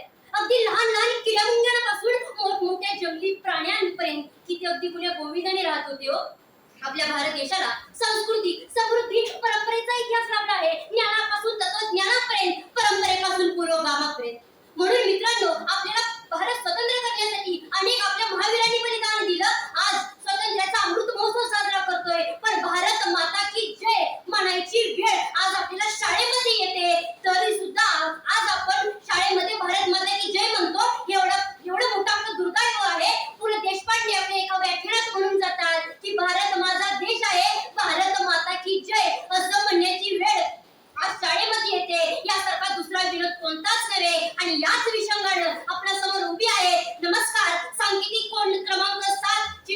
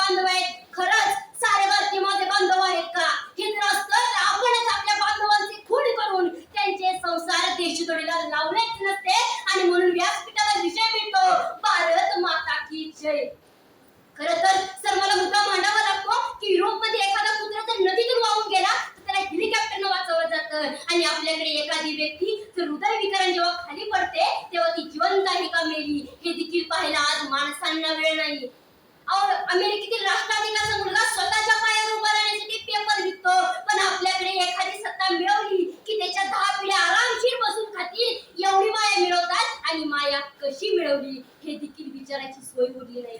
आज आपल्याला खरं तर मी पाहिलेली गोष्ट आहे की आज बघा प्रत्येकाच्या डीपीला इंस्टाच्या स्टोरीला सगळ्यांचे तिरंगा आढळून येतो. आपल्याला सगळ्यांच्या व्हॉट्सअपच्या डीपीला तिरंगा आहे, पण ही गोष्ट आज आपल्याला फक्त 15 ऑगस्ट याच्या आधी 10 दिवस आढळून येते का? आमचं प्रेम, राष्ट्रप्रेम हे तात्पुरतं झालंय. 15 ऑगस्ट आले की डीपी बदलायचा, छत्रपती शिवाजी महाराजांची जयंती आली की छत्रपती शिवाजी महाराजांचा डीपी ठेवायचा का? आपण तात्पुरते होत चाललोय. म्हणजे आपल्या छत्रपती शिवाजी महाराजांचा इतिहास, आपल्या राजगुरू भगतसिंगांचा इतिहास फक्त आपल्या 4 दिवसापूर्वी फक्त 26 जानेवारी आणि 15 ऑगस्ट आज नक्कीच आठवतो का? आणि आपण वरून म्हणतो भारत माता की जय. हे कशासाठी? आपला मुद्दा हाच आहे. विषयाचा विचार केल्यानंतर भारत माता की जय. मग आज बघता 4 दिवसापूर्वी स्वरासाठी एक दिवा बऱ्यापैकी सगळ्यांनी स्टेटस ठेवले असतील. मग या 4 वर्षाच्या चिमुकलीनं काय पाहिलं होतं? कुठला पाहिला होता आपला भारत देश? कुठले पाहिले होते भाऊ? तरी सुद्धा स्वरासाठी दिवा ऐकण्याची वेळ येते. भंडाऱ्यातील 4 दिवसाच्या पाठीमागं एका महिलेवरती 3 नराधमांनी बलात्कार केला, अत्याचार केला. तरी सुद्धा अपराधी सापडले गेले, पण म्हणावी अंमलबजावणी झाली नाही. मग हे का घडतंय? मग आपण स्वातंत्र्याचा अमृत महोत्सव साजरा करतो, घर झेंडा लावतो, लावण्यात काही अडचण नाही. समजलं पाहिजे आपल्या विद्यार्थ्यांना की माझ्या समाज सुधारकांनी काय खस्ता काढल्या होत्या, पण याच बरोबर याही गोष्टींचा विचार केला पाहिजे. ते स्त्री सुरक्षेचा प्रश्न येतो. त्याचबरोबर शेतकरी, कृषी प्रधान भारत देश म्हटलं जातं, पण त्याच कृषी प्रधान भारत देशामध्ये सुद्धा शेतकऱ्यांना हमीभाव मागावा लागतो. शेतकऱ्यांना ज्या वेळेला शेतकऱ्याचा माल बरोबर बाजारात येतो तेव्हा त्याला हमीभाव मिळत नाही. मग शेतकऱ्यांचा विचार करावासा वाटतो आणि मुद्दा मांडावा लागतो की छत्रपती शिवाजी महाराजांच्या काळात शेतकरी आत्महत्या करीत होते का? आणि आज छत्रपती शिवाजी महाराजांच्या काळात शेतकरी आत्महत्या का करत नव्हते? आज मात्र सुशांत सिंह आत्महत्या का केली? सुद्धी मुसेवाले आत्महत्या का केली? हे देखील आपल्याला विचार करायला वेळ आहे. पण शेतकरी आत्महत्या का करतो? कितीतरी शेतकरी आत्महत्या करतात सर, पण त्यावर म्हणायला बोलायला आज आपल्याला वेळ नाही. ही दुर्दैवाची गोष्ट वाटू लागते आणि विचार मंचाला विषय द्यावा लागतो भारत माता की जय. विषयाचा विचार केल्यानंतर असं लक्षात येतं की आज कितीतरी संख्या, आज 2 दिवसाच्या पाठीमागे रक्षाबंधन साजरी केली, पण ज्यावेळेला महिलांवरती बलात्कार आणि अत्याचार होतात तेव्हा आपले मेणबत्ते घेऊन जायला सगळे तयार असतात, पण ज्यावेळेला स्त्रियांवरती विचार करायला कोणाला वेळ नसतो सर. पण जेव्हा हा विचार तितपत मांडत असताना असा विचार आपल्यामध्ये येतो की स्त्रिया असतील, बेरोजगारी असेल, धर्मशाळा, अरे आपल्या एवढी मोठी मुलं असताना धर्मशाळा उघडायचं कारण का? आई बापाला समजू शकत नाही आपण, इतका लाचारीपणा. म्हणूनच विषयाचा विचार केल्यानंतर असं लक्षात येतं की भारत माता की जय विषय खूप ग्रहण आहे, पण त्यातून आपल्याला छत्रपती शिवाजी महाराजांचे विचार असतील, शेतकऱ्यांचे विचार असतील, या गोष्टींचा विचार केला पाहिजे आणि त्यातूनच आपण महासत्ता होऊ शकतो. दादानी मगाशी सांगितल्याप्रमाणे एक प्रकारचा 4 गोष्टी सांगितल्या गेल्या. शेतकरी असतील, बेरोजगारी असेल आणि 2 शैक्षणिक संस्था. आज कितीतरी विद्यार्थी बेरोजगार फिरले. मग या गोष्टीतून आपण शिकलो जात नाही का की छत्रपती शिवाजी महाराज असतील, छत्रपती संभाजी महाराज असतील, राणू अक्का असतील, त्यांचं प्रेम काय होतं, त्यांची माया काय होती? काल सगळ्यांनी राणू अक्का असतील, छत्रपती संभाजी महाराज असतील, सगळ्यांनी टेकस ठेवले, पण मात्र स्वरासाठी किंवा त्या भंडाऱ्यातील ताईसाठी कोण पुढे गेलं नाही. ही दुर्दैवाची गोष्ट वाटते आणि म्हणून माझ्या विषयाला, माझ्या विचाराला इतकाच आशावाद व्यक्त करते आणि आपल्या सर्वांची रजा घेते. मनपूर्वक धन्यवाद. जय जिजाऊ, जय शिवराय, जय शिवराय.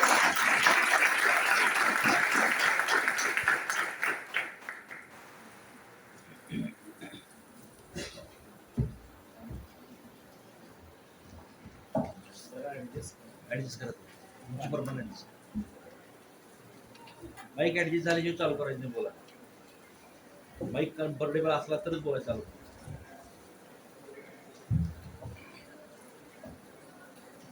इथंच थांबा बरं का.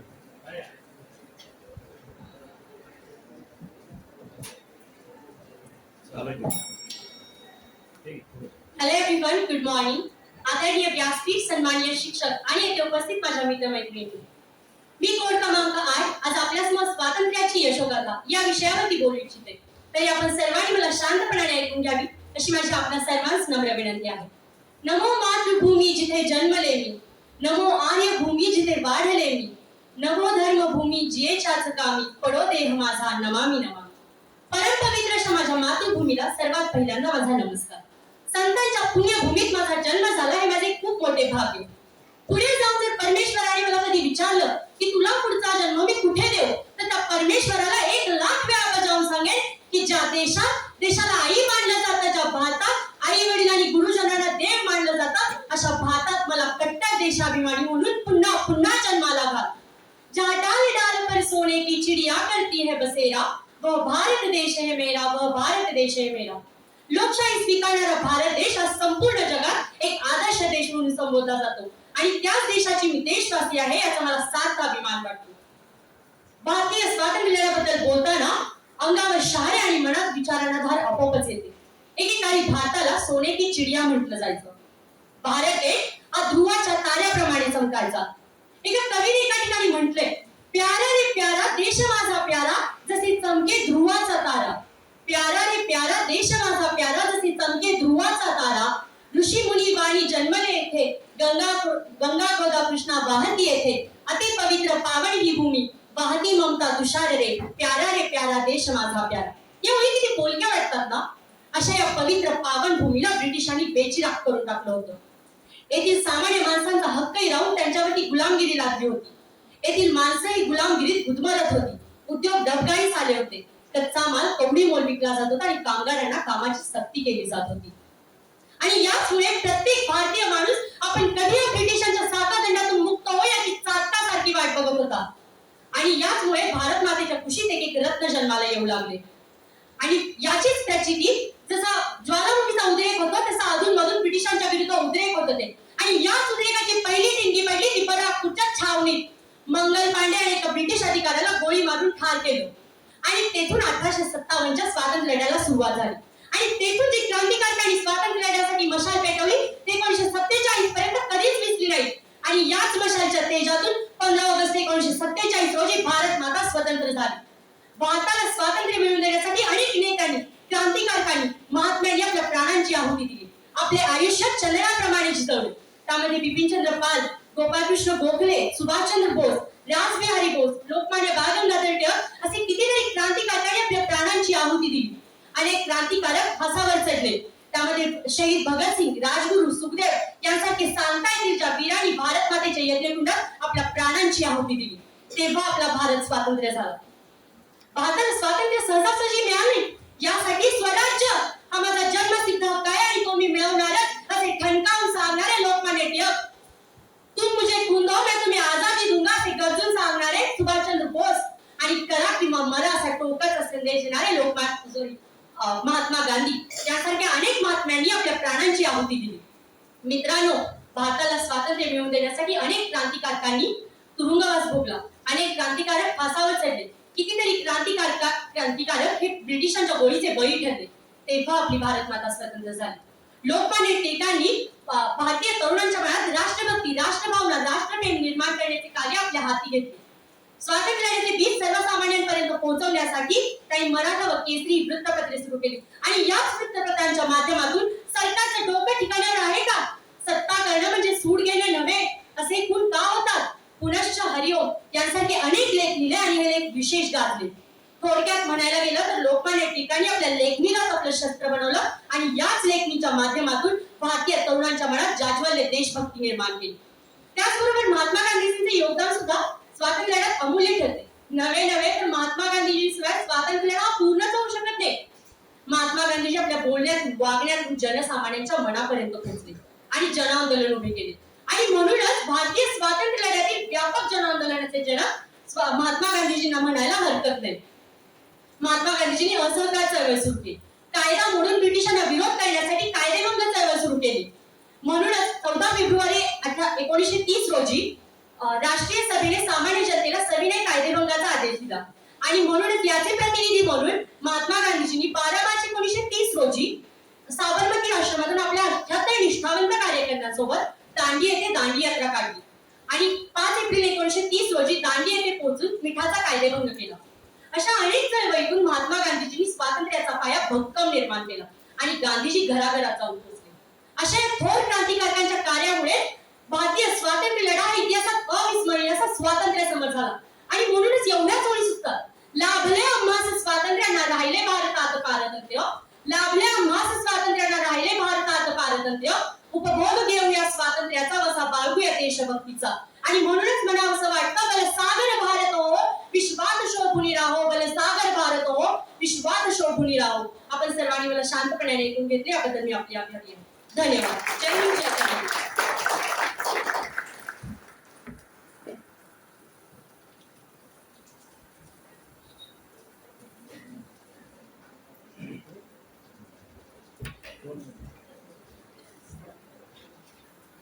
आदरणीय व्यासपीठ, सन्माननीय शिक्षक आणि उपस्थित मित्रमैत्रिणींनो, नमस्कार. माझा विषय आहे स्वातंत्र्याची यशोगाथा. भारत हा खूप वर्षांपासून विविध जाती धर्म भारतामध्ये विविध जाती धर्माचे लोक खूप वर्षांपासून राहत आहेत. म्हणूनच सारे जहां से अच्छा हिंदू सत्ता हमारा या ओळीसोबत सुरुवात करते. भारत हा एक असा देश आहे जिथे जगातील सर्वात मोठी भारत हा असा देश आहे ज्या जगातील सर्वात मोठी लोकशाही आहे व स्वतःचे लिखित संविधानही आहे. देशात भारतात गेले 10,000 वर्षाच्या इतिहासामध्ये बघितलं तर भारताने कधीच कोणत्या देशावरती स्वतःहून आक्रमण केले नाही. भारत हा असा देश आहे ज्याची लोकसंख्या 136 करोड असून भारत हा लोकसंख्येच्या मानाने जगात दुसऱ्या क्रमांकावरती आहे. भारत हा जगामध्ये विविध पदार्थांसाठी ओळखला जाणारा देश आहे. भारत हा खूप महान देश आहे. भारताची ख्याती आताच्या काळात भारताची ख्याती जगामध्ये खूप वेगवेगळ्या कारणांसाठी भारत जगात ओळखला जातो. असे असले तरी 1947 पूर्वी आपला भारत असा नव्हता. 1947 पूर्वी इंग्रजांनी आपल्यावरती 150 वर्ष राज्य केले. 150 वर्ष राज्य करताना त्यांनी आपल्या भारतातील लोकांचे खूप शोषण केले. त्यांनी आपल्यावरती अन्याय अत्याचार केला. देशातील लोकांची पिळवणूक केली. असे असले तरी देशामध्ये असे काही क्रांतिकारक जन्माला आले त्यांनी आपल्या देशाला स्वातंत्र्य देण्यासाठी आपल्या प्राणांची आहुती दिली, आपले बलिदान दिले. त्यांनी आपल्या प्राणांची पर्वा केली नाही. त्यांचा प्रवास हा खूप खडतर होता. 1857 मध्ये भारताची स्वातंत्र्य युद्धात पहिली चळवळ उठली. म्हणूनच स्वातंत्र्यवीर विनायक दामोदर सावरकर यांनी 1857 चे स्वातंत्र्य समर हा ग्रंथ लिहिला. त्याच्यानंतर देशामध्ये असे तरुण घडून गेले त्यांनी देशाला स्वातंत्र्य मिळवून देण्यासाठी आपल्या प्राणांची आहुती दिली. जसे की भगतसिंग, सुखदेव, राजगुरू यांनी देशाला स्वातंत्र्य मिळवून देण्यासाठी अनेक क्रांतिकारी कृत्य केली. त्यांनी राजगुरू व सुखदेव यांनी शॉर्टच्या इंग्रज अधिकाऱ्याला गोळ्या घालून लाला लजपत राय यांच्या मृत्यूचा बदला घेतला. त्यांनी हिंदुस्थान रिपब्लिक असोसिएशन आर्मी ही संस्था स्थापन केली. त्यांनी इंग्रजी अधिकाऱ्याला गोळ्या घालल्या. त्याच्यानंतर इंग्रजांनी त्यांच्या आर्मीवरती धाडी घातली. तिथे त्यांना शॉर्टच्या अधिकाऱ्याच्या मृत्यूचे धागे दोन्ही हाती लागले. त्यांनी भगतसिंग, राजगुरू, सुखदेव यांच्यावरती राजद्रोहाचे खटले दाखल केले व त्यांना लाहोरच्या जेलमध्ये फाशी देण्यात आली. 1947 रोजी छोडो भारत आंदोलन पंडित जवाहरलाल नेहरू यांच्या समवेत बहुमताने मंजूर झाला. महात्मा गांधींनी या चळवळीचे नेतृत्व केले व महात्मा गांधींनी अहिंसक चळवळ सुरू केली. महात्मा गांधीजी म्हणाले की आजपासून भारतातील प्रत्येक स्त्री पुरुषाने आपण स्वतंत्र झालो आहोत असे समजले पाहिजे व भारताचे स्वतंत्र नागरिक म्हणून वागले पाहिजे. भारताचे स्वतंत्र नागरिक म्हणून वागले पाहिजे. अशा अनेक चळवळी भारतामध्ये घडून आल्या. जसे की चितगाव शस्त्रावरील हल्ला, काकोरी कट, चाफेकर बंधू अशा अनेक चळवळी घडून आल्या. या सर्वांच्या मुळे आपल्या देशाला स्वातंत्र्य मिळाले. हे सर्व होते म्हणून आज आपण इथे उभे आहोत. यांनी आपल्या प्राणांची बलिदान दिली. म्हणूनच आज आपण स्वतंत्र आहोत. म्हणूनच इस वर्ष मनाएंगे हर घर का उत्सव जो कहलाएगा आजादी का अमृत महोत्सव. हे याच्यासाठी कारण ह्या वर्षी आपल्या देशाला स्वातंत्र्य मिळून 75 वर्ष पूर्ण होतील. या 75 वर्षामध्ये आपल्या देशाने खूप चांगली प्रगती केलेली आहे. ही आपल्यासाठी खूप अभिमानाची गोष्ट आहे. म्हणूनच एवढंच म्हणेन, 3 रंगांचा तिरंगा आकाशात फडकला, 3 रंगांचा तिरंगा आकाशात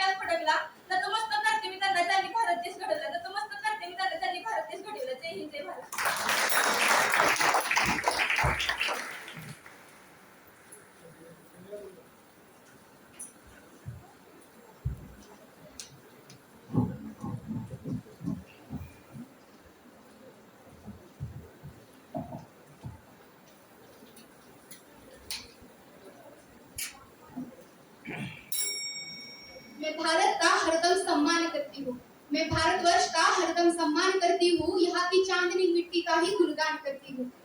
मुझे चिंता नहीं है स्वर्ग जाकर मोक्ष पाने की, मुझे चिंता नहीं है स्वर्ग जाकर मोक्ष पाने की, मैं तिरंगा हो कफन मेरा बस यही अरमान रखती हूँ, तिरंगा हो कफन मेरा बस यही अरमान रखती हूँ। आदरणीय व्यासपीठ आणि व्यासपीठावर उपस्थित मान्यवर आणि इथे जमलेल्या विद्यार्थी मित्रांनो, मी स्पर्धा क्रमांक 10 भारत एक महासत्ता या विषयावर माझे काही विचार व्यक्त करत आहे। स्वातंत्र्य, स्वातंत्र्याचा समर्पक व व्यापक अर्थ तोच व्यक्ती समजू शकतो ज्याने कधी गुलामी केली असेल। आपण भाग्यवान आहोत की स्वतंत्र भारतात जन्माला आलो। खरं तर स्वातंत्र्याची मशाल 1857 मध्येच पेटली होती, जिने 1947 मध्ये भारताला स्वातंत्र्य मिळवून दिलं। आज भारतीय स्वातंत्र्याला 75 वर्ष पूर्ण होणार आहे हा विचार मनात आला आणि मन अगदी भारावून गेलं। पण डॉक्टर एपीजे अब्दुल कलामांच्या मिशन 2020 म्हटलं 2020 2 वर्षापूर्वी सरून गेलं याची जाणीव झाली आणि भारावल्या मनाची जागा अस्वस्थ मनाने घेतली। खरं तर भारतीय स्वातंत्र्याला 75 वर्ष पूर्ण होणार याच्या आनंदापेक्षा 2020 मध्ये भारताचं महासत्ता होण्याचं स्वप्न 2 वर्षापूर्वी सरून गेलं हा विचार मनाला जास्तच भेडसावत राहतो। मुळात हा विचार आपलं प्रगती पुस्तक पाहण्याच्या हेतूने आला। आपण जर आपलं प्रगती पुस्तक पाहिलं तर नापास नाही पण पास तर मुळीच नाही असा शेरा आपल्याला मिळतो आणि हा शेरा मधल्यामध्ये कुठेतरी गुरफटून जातो। खरं तर भारताचं महासत्ता होण्याचं स्वप्न कोरोना सारख्या संकटामुळे उद्ध्वस्त होण्यासारखं कधीच नव्हतं, ते खूप बुलंद आणि बळकट आहे। जेव्हा माझा भारत देश स्वतंत्र झाला त्यावेळेस असा प्रश्न होता की भारत देश म्हणून टिकेल का, आणि आता पुन्हा असा प्रश्न उभा राहिला आहे की भारत महासत्ता बनेल का। जसा माझा भारत देश म्हणून टिकलाच नाही तर संपन्न राष्ट्र म्हणून उदयाला आला, तसाच माझा भारत देश महासत्ता बनेलच त्यात शंकाच नाही। पण हा पण खूप महत्त्वाचा आहे, कारण आजपर्यंत जे कधीच केलं नाही ते आता करण्याची गरज आहे। तेव्हा कुठे जे आजपर्यंत कधीच झालं नाही ते महासत्ता होण्याचं स्वप्न पूर्ण होऊ शकतं आणि त्यासाठी गरजेचे आहे की प्रत्येक भारतवासियांच्या मनात उसळून येणारी देशभक्ती। देशभक्ती म्हणजे नेमकं काय? खरं तर मला असं वाटतं जर एखादी व्यक्ती स्वतःचं काम प्रामाणिकपणे आणि मन लावून करत असेल तर तेच सर्वश्रेष्ठ देशभक्त आहे। आणि खरं तर देशभक्ती म्हणजे आपल्या कुटुंबासाठी, आपल्या समाजासाठी, आपल्या देशासाठी त्यागाची समर्पणाची इच्छा असणं म्हणजे देशभक्ती।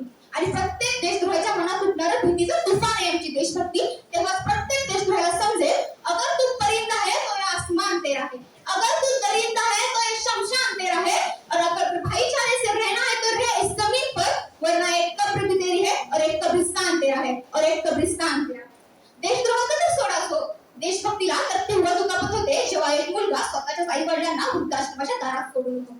देशभक्ती तर तेव्हा हळहळते जेव्हा अडचणीत सापडलेल्या लोकांचा जीव वाचवण्यापेक्षा आपण आपल्या सेल्फी काढून लाईक्स वाढवायला जास्त महत्त्व देतो। खरं तर ज्या तरुण पिढीमध्ये धमक आपला समाज, आपला देश, आपलं राष्ट्र संघटित करण्याची तीच तरुण पिढी 4x4 च्या छोट्याशा स्क्रीनवर आपल्या कोमल बोटांच्या घर्षणानं आपल्या भावनांच्या इमेजेस पाठवत बसली आहे। खरं तर आपण अशा भारतात राहतो जिथे महिला सुरक्षा आपण आज भारत म्हणून महिला सुरक्षा बाबतीत 4थ्या क्रमांकावर आहोत। आपण आज आपल्या भारतात दगडाच्या मूर्तीला ताक भरून भरून नैवेद्य दाखवले जातात, पण रस्त्यावर राहणारी ती फुटपाथवरची हाडामासांची जिवंत माणसं कित्येक रात्री उपाशी पोटी झोपून जातात। आणि आपल्या भारतात एक वैचारिक रोग दिसून येतो।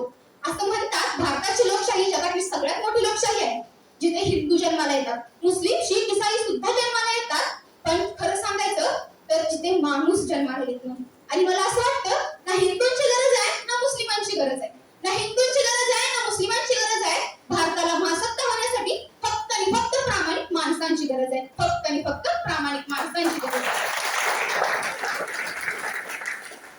आणि अजून एक शैक्षणिक रोग आपल्या भारतात मोठ्या प्रमाणात पसरलाय।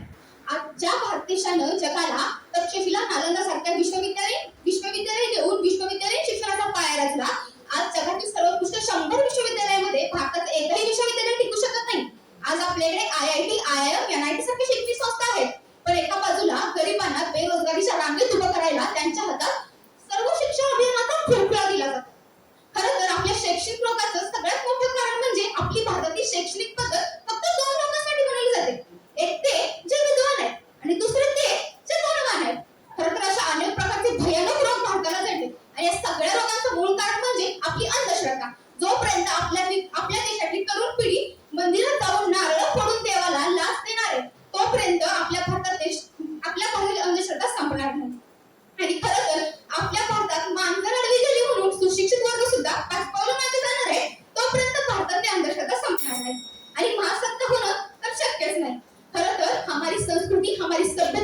दुनिया ने शीश नवाया है, हमारी संस्कृति हमारी सभ्यता को दुनिया ने शीश नवाया है, तो क्यों आस्था के नाम पर हमने अंधविश्वास फैलाया है?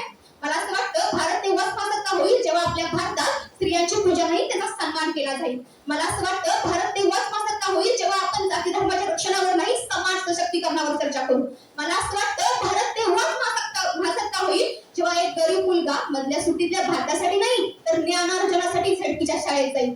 ऐकायला छान वाटतंय ना? असं मोठं मोठं बोलणं नाही, छोटे छोटे प्रयत्न करणं गरजेचं आहे. कारण हे मोठ्या पर्वतांची नाही, छोट्या छोट्या खड्यांची लागत असते. I being the Indian, I being the student, I being the simple daughter of this motherland for being proud to be an Indian. आणि मी आज इथे भारताची सुजाण नागरिक म्हणून पूर्णपणे जबाबदारीने अशी सांगू इच्छिते की भारत महासत्ता तेव्हाच होईल जेव्हा मी, तुम्ही, आपण सगळे मिळून प्रयत्न करू. कारण भारताची जबाबदारी नाही आपल्याला पुढे घेऊन जाण्याची, आपली जबाबदारी आहे आपल्या भारताला प्रगतीपथावर नेण्याची. जय हिंद, जय भारत.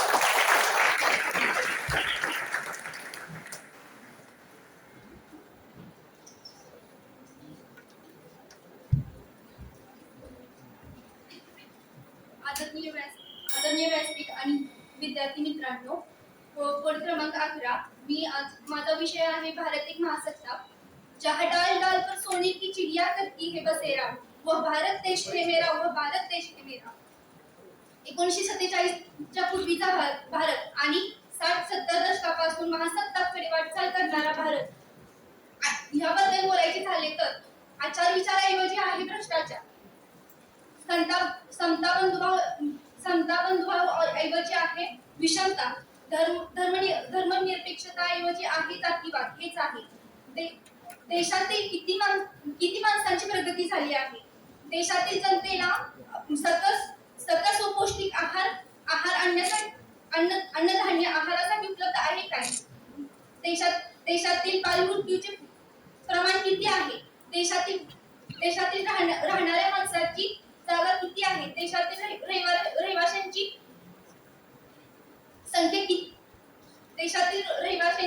संख्या किती आहे व कोणती?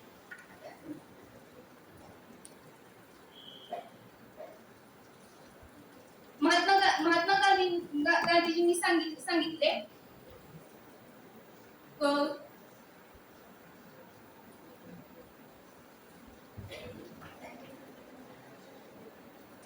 धन्यवाद.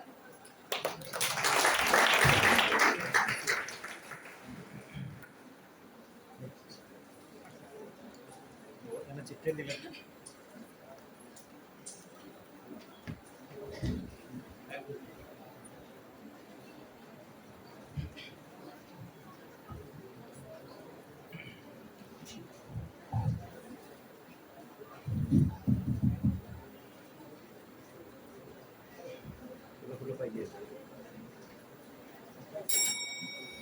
दुसरं महायुद्ध नुकतंच संपत आलं होतं. कित्येक वर्ष कैदेच्या पिंजऱ्यामध्ये अडकलेल्या राष्ट्रांनी नुकताच मोकळा श्वास घ्यायला सुरुवात केली होती. अंधाराच्या काळवटलेल्या वाटेवरून कुठेतरी प्रकाशाचा अंधुसा मार्ग दिसत होता आणि याच कालखंडानंतर अनेक राष्ट्र स्वतंत्र होत चालली होती. सन 1955 रस्त्यावरून वाहने जात होती. त्या देशाच्या सरकारनं नागरिकांसाठी वाहतूक व्यवस्थाही निर्माण केली होती. आणि दिवस होता 1 डिसेंबर 1955. रोजा पार्क्स नावाच्या एका आफ्रिकन अमेरिकन महिलेनं तिच्या जागेवरती बसण्यासाठी एका श्वेतवर्णीय माणसाला नकार दिला आणि कृष्णवर्णीय माणसांचा लढा सुरू झाला. त्यानंतर झाली 1964 मध्ये नागरी हक्क चळवळ आणि मग खऱ्या अर्थाने अमेरिका स्वतंत्र झाली असं म्हणावं लागेल. मग प्रश्न असा पडतो, 1964 मध्ये स्वातंत्र्य, समता आणि समानता मिळालेला अमेरिका जर जगातील सर्वात प्रबळ महासत्ता बनत असेल तर मग 1947 मध्ये स्वातंत्र्य, समता, धर्मनिरपेक्षता आणि सार्वभौमत्व मिळालेला माझा भारत देश आता तरी महासत्ता होईल का? याच प्रश्नाचिन्ह समोरचं उत्तर देण्याचा प्रयत्न करते मी. कोड क्रमांक 12 विचारपीठावर विषय मांडते, भारत एक महासत्ता. मित्र, विषयाची सुरुवात करत असताना मला महासत्ता या शब्दाचा अर्थ सांगणं महत्वाचं वाटतं. महासत्ता म्हटलं की 2 महत्वाच्या गोष्टी डोळ्यासमोर येतात. एक म्हणजे आर्थिक, दुसरी म्हणजे लष्करी सामर्थ्य. पण त्याच्याही पलीकडे महत्वाचं असतं ते म्हणजे सामाजिक विनीत. कोणत्याही देशाची आर्थिक व्यवस्था ही तिच्या घट्ट अशा सामाजिक विनीत असते. मित्र, 1974 मध्ये भारताने अणुचाचणी केली आणि त्यात जगाला दाखवून दिलं की भारत शक्तिशाली बनण्याची शक्ती. 1991 मध्ये भारताने नवीन औद्योगिक धोरण अवलंबलं आणि जगाला दाखवून दिलं की भारत ही शक्तिशाली महासत्ता बनू शकतो. मित्र हो, जसा प्रत्येक क्षेत्रात भारत हा स्वतःला महासत्ता बनवत राहिला, तसाच संशोधन क्षेत्रातही भारत हा मागे राहिला नव्हता. भारताने 24 सप्टेंबर 2014 रोजी मंगळावर पहिलं पाऊल टाकलं आणि संपूर्ण जगाला दाखवून दिली की भारत महासत्ता बनण्याची शक्ती. 1947 मध्ये भारत शून्यातून विश्व निर्माण करत असताना त्याची आर्थिक स्थिती अतिशय बिकट होती, पण तोच देश आर्थिक व्यवस्थेच्या बाबतीत जगात 6व्या क्रमांकावरती आहे. आपण पाहतोच आहे, गेली 2 वर्ष संपूर्ण जग कोरोनाच्या धक्क्यात सापडलेलं आहे. पण भारत सरकारने केलेल्या लॉकडाऊनच्या निर्णयामुळे संपूर्ण जगामध्ये कोरोना बाधितांची संख्या ही कंट्रोलमध्ये आणण्याचं काम झालं.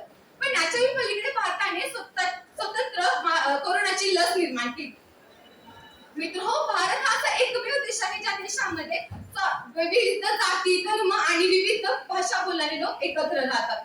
या संदर्भातील महत्त्वाची घटना म्हणजे 22 मे 2004 बहुसंख्य हिंदू धर्मीय असणाऱ्या 120 कोटी जनतेच्या पंतप्रधानाची शपथ मुस्लिम धर्मीय डॉक्टर APJ अब्दुल कलाम यांनी शीख धर्मीय डॉक्टर मनमोहन सिंग यांना दिली आणि खऱ्या अर्थाने संविधानाची क्रांती झाली आणि ती क्रांती ही देशाला महासत्ता बनवण्याच्या दिशेत कारणीभूत ठरली.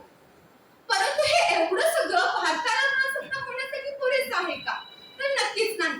डॉक्टर APJ अब्दुल कलाम यांनी भारत महासत्ता होणार हे स्वप्न पाहिलं होतं, कारण संपूर्ण जगामध्ये सर्वात जास्त तरुणांची संख्या असलेला भारत हा एकमेव देश आहे. परंतु त्यांना असं वाटलं की लवकरात लवकर तो भारत देश महासत्ता होईल, पण नक्कीच नाही. मित्र हो, जेवढी तरुणांची संख्या जास्त आहे या देशामध्ये, त्याचबरोबर बेरोजगारांची संख्या सुद्धा या देशामध्ये जास्त आहे. आमच्या तरुणांची युनिटी ही चांगल्या कामामध्ये दिसून येणार नाही, पण जेव्हा निवडणुकीचा निकाल लागतो तेव्हा गाडीच्या पुंगळ्या काढून अंगावरती गुलाल टाकण्यात मात्र आमची युवा सरस असते. मित्र हो, ज्या वयामध्ये युवकांची पावले ही करिअरच्या वाटेवरती असायला हवी, त्याच वयामध्ये युवकांची पावले आज व्यसनाच्या मार्गावरती आहेत. हो, एकीकडे भारताची महिला आंतरराष्ट्रीय क्रीडा प्रकारामध्ये आपल्या भारताचं नाव उज्ज्वल करत आहे, त्याचबरोबर अमेरिकेच्या उपराष्ट्राध्यक्षपदी तिची निवड झाली असताना दुसरीकडे प्रश्न असा पडतो की खरंच ती सुरक्षित आहे का? आणि उत्तर मिळतं नाही, ती सुरक्षित नाहीये. 1947 जरी भारत महासत्ता झाला, स्वतंत्र झाला असला तरीही आजची स्त्री सुरक्षित नाही. मित्र हो, या समाजाला बलात्कार, हिंसाचार, दहशतवाद, बेरोजगारी यांसारख्या पिढ्यांनी ग्रासलं आहे. मग प्रश्न असा पडतो की भारत महासत्ता होईल का? आणि उत्तर मिळतं हो, भारत महासत्ता होईल, पण कधी? जेव्हा या समाजामध्ये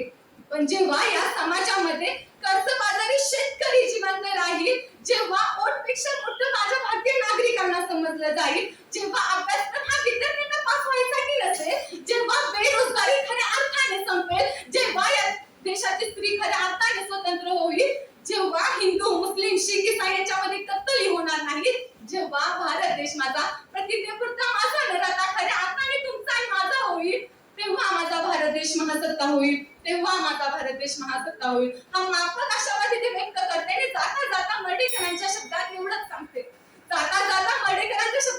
सांगते, की अशीच जावी काही वर्षांनी महात्मा यावा पुढचा, अशीच जावी काही वर्षांनी महात्मा यावा पुढचा. आम्ही आपणास पुन्हा पाहावे काढून चष्मा डोळ्यावरचा, आम्ही आपणास पुन्हा पाहावे काढून चष्मा डोळ्यावरचा. पाहताना विचार हाच करावा, जागतिक महासत्ता बनलेला माझा भारत देश असावा, जागतिक महासत्ता बनलेला माझा भारत देश असावा. जय हिंद, जय भारत.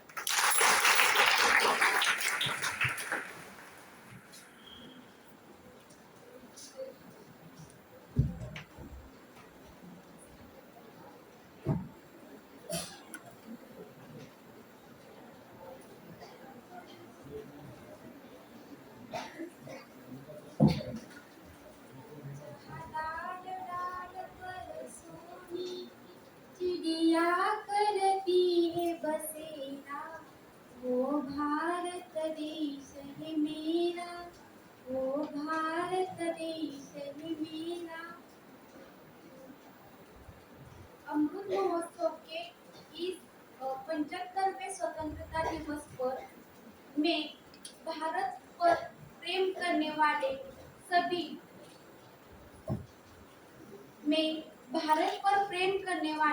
सभी लोगों को शुभकामनाएं देती हूँ।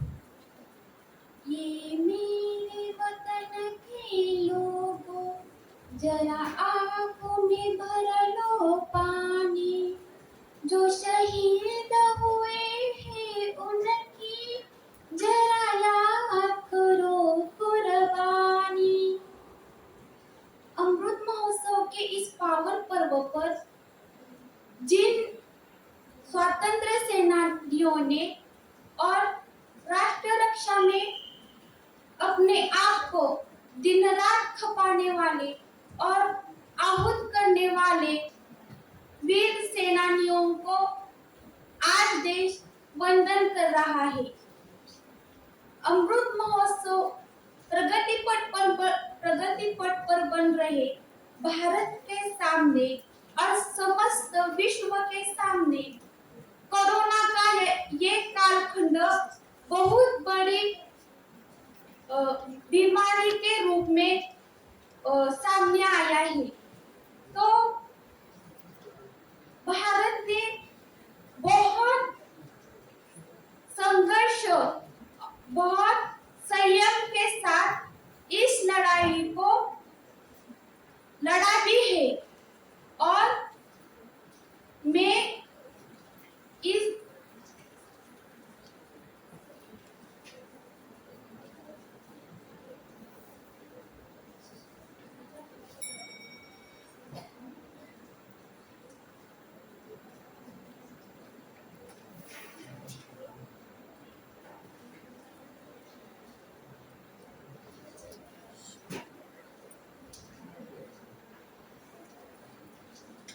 अमृत काल का लक्ष्य है कि सुविधाओं का स्तर गांव और शहर को बांटने वाला ना हो। अमृत काल का लक्ष्य है कि सरकार बेवजह नागरिकों के जीवन में दखल ना दे। अमृत काल का लक्ष्य है कि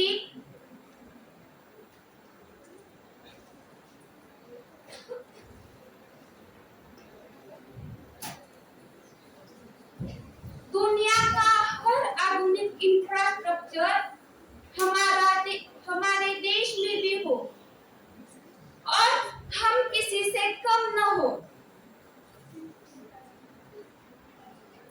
मेरा मुल्क मेरा देश मेरा ही वतन, शांति का उन्नति का प्यारा सा चमन, इसके वास्ते निसार है मेरा मन मेरा तन। देश के नागरिक के नाते हमें अपने आप को बदलना ही होगा। हमारा हर एक लक्ष्य को हमें पूरा करना ही होगा। देश में 100% गांवों में रास्ते हो, 100% लाभार्थियों का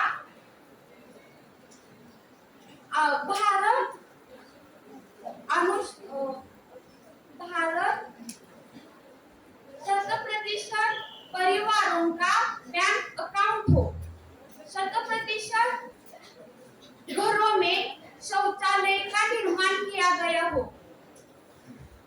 आज उन लोगों के बारे में देश ने नहीं सोचा जिन्होंने जो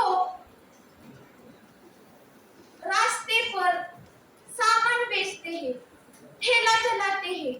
आज उन लोगों को सुविधाओं के जरिए बैंक से जुड़ा जा रहा है। आज देश के हर गरीबों तक अच्छी स्वास्थ्य सुविधा पुराई जा रही है। मैं अमृत काल के इस पावन पर्व पर भारत को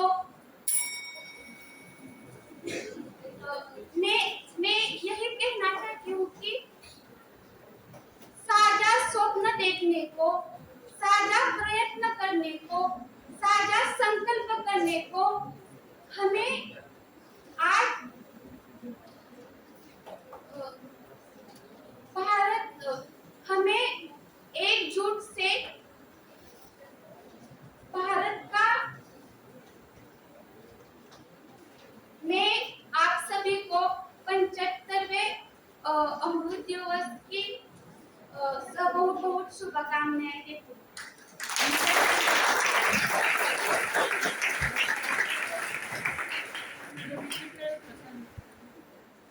विषय काय होता तुझा? भारत एक महासत्ता. ते जरा तिथलं हलवं.